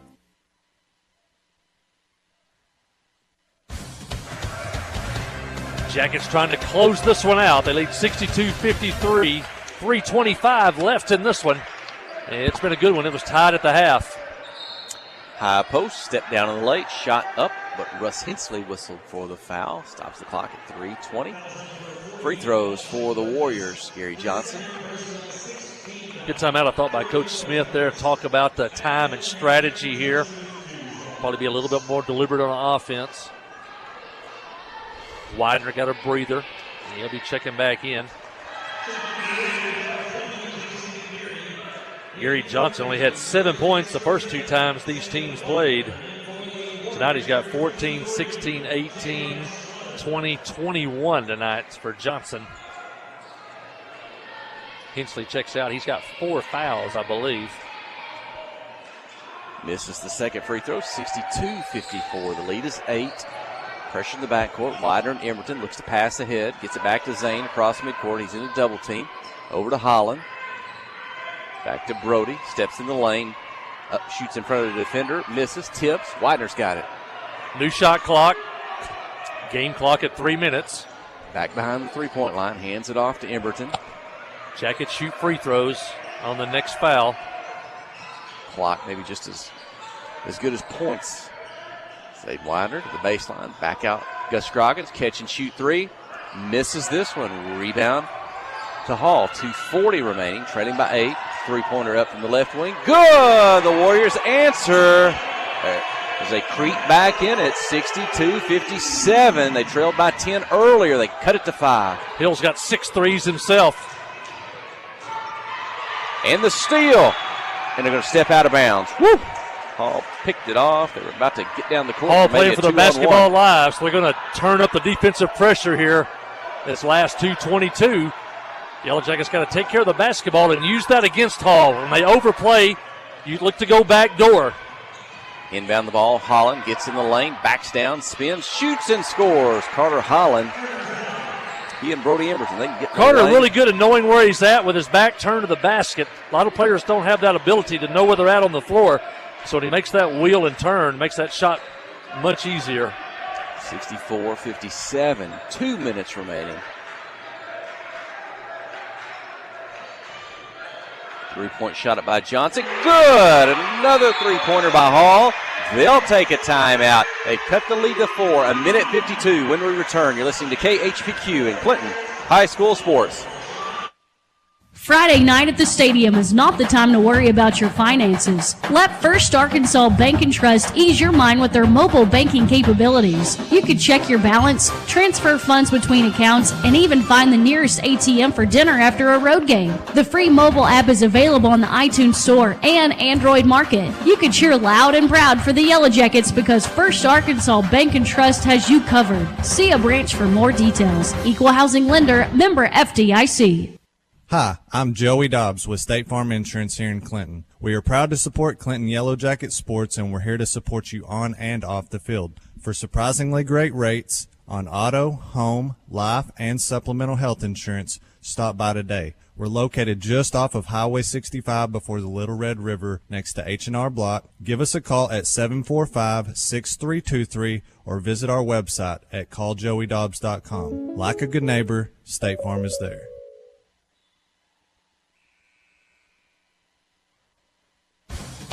Jackets led by 10 moments ago. They're clinging to a 4-point lead with 1:45 left. They got to take care of the basketball and hit free throws down the stretch. On the road against tradition-rich Hall High School.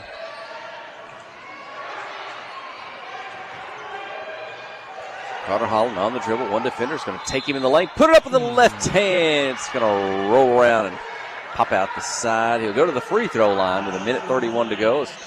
Hensley's up. He'll check back in. Carter with 12. He's 1 for 2 at the line. Maybe on the road, you got to hit free throws to win a tight ball game. Might be doing a little offense-defense substitution as Hensley's up. Is he going to come in for Zane? No, he'll come in for Gus Scroggins. 65-60. Second free throw for Holland.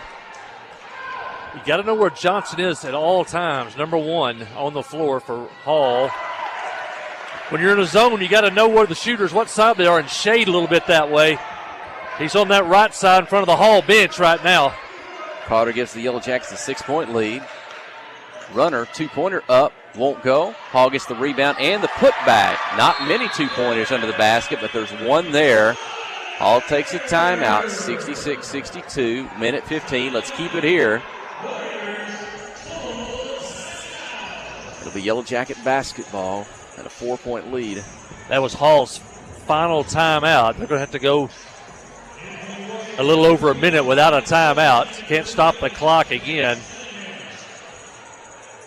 Same strategy. They're going to come out of the huddle. You're going to have to handle the full court press. A little bit of help now, though. Hall has 9 team fouls. The Yellow Jackets will shoot 2 for the remainder of the ball game. So you want to hang on to the basketball. Clinton's got 3 timeouts. You know, if you get in trouble, get trapped, get in trouble, marginal pass, you don't have to throw it. You definitely don't want to take a low percentage shot here. Get in trouble, you can take a timeout. Yellow Jackets can also run the baseline on the inbounds play because it was a made basket by Little Rock Hall. Sometimes that helps you get a better passing angle. Jackets trying to hang on. Little Rock Hall trying to live to play another day. Emberton, Widener, Holland, Burgess, and Hensley on the floor. Already trying to inbound. He does to Widener. Catches on the run. He'll quickly get it up across midcourt. They want to double to the end. Designer's going to take it deep in the lane. Off to Russ Hensley, and Russ scores 68-62. Russ only 4 points tonight, but that was as big as any points in the ball game. The Jackets lead by 4 with 1:04 left.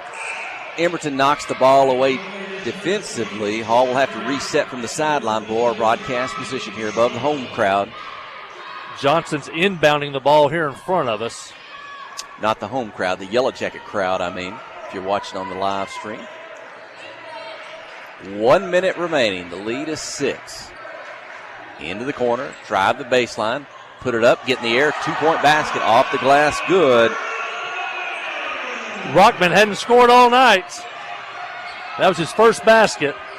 Widener across midcourt, swings it over to Holland, to Emberton, back out to Hensley, back to Holland, kind of playing keep away with quick passing behind the 3-point line. Widener's going to take it deep. He'll drive over defender. Offensive foul on Zane Widener. And did Zane just foul out of the ball game? The call could have went either way. The thing there was, though, there were still 20 seconds left on the shot clock.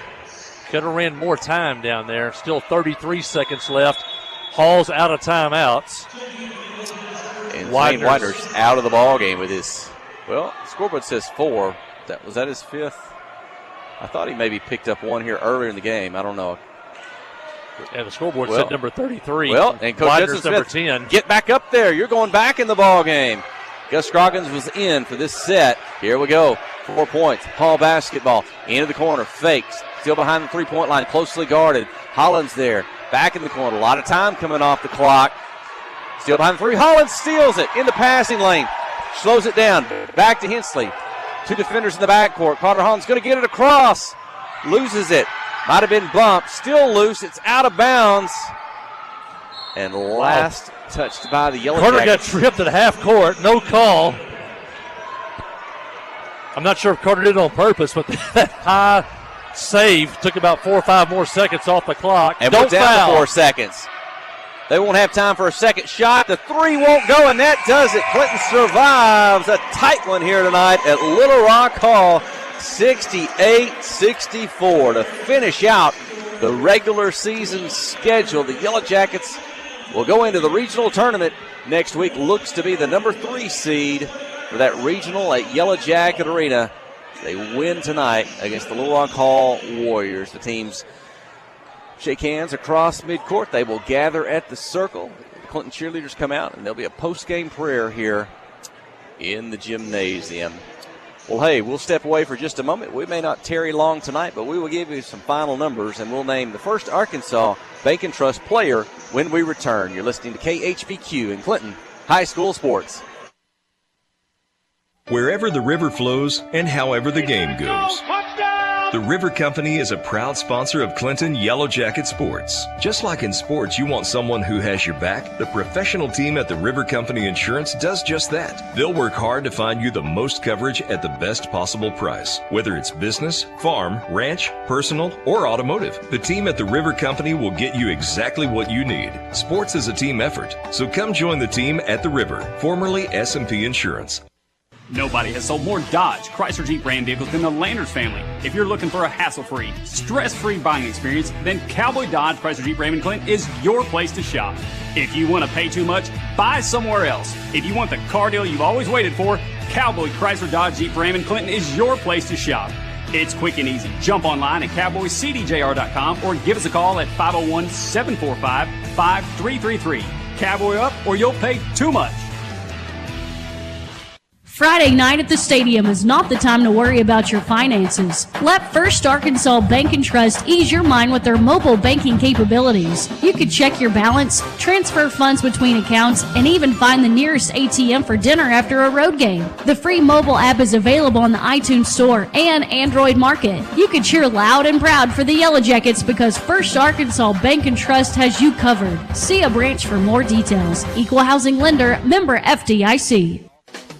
Tonight's game is brought to you by these fine Yellow Jacket basketball boosters, by Clinton Stockyard, by American Home Pharmacy, by Regions Bank, by the Van Buren County Veterinarian Clinic, by Johnny's Automotive, by Latitude Bistro, by Dr. Kyle Hensley and his staff, and by the Pottery Shop. They bring you tonight's basketball action.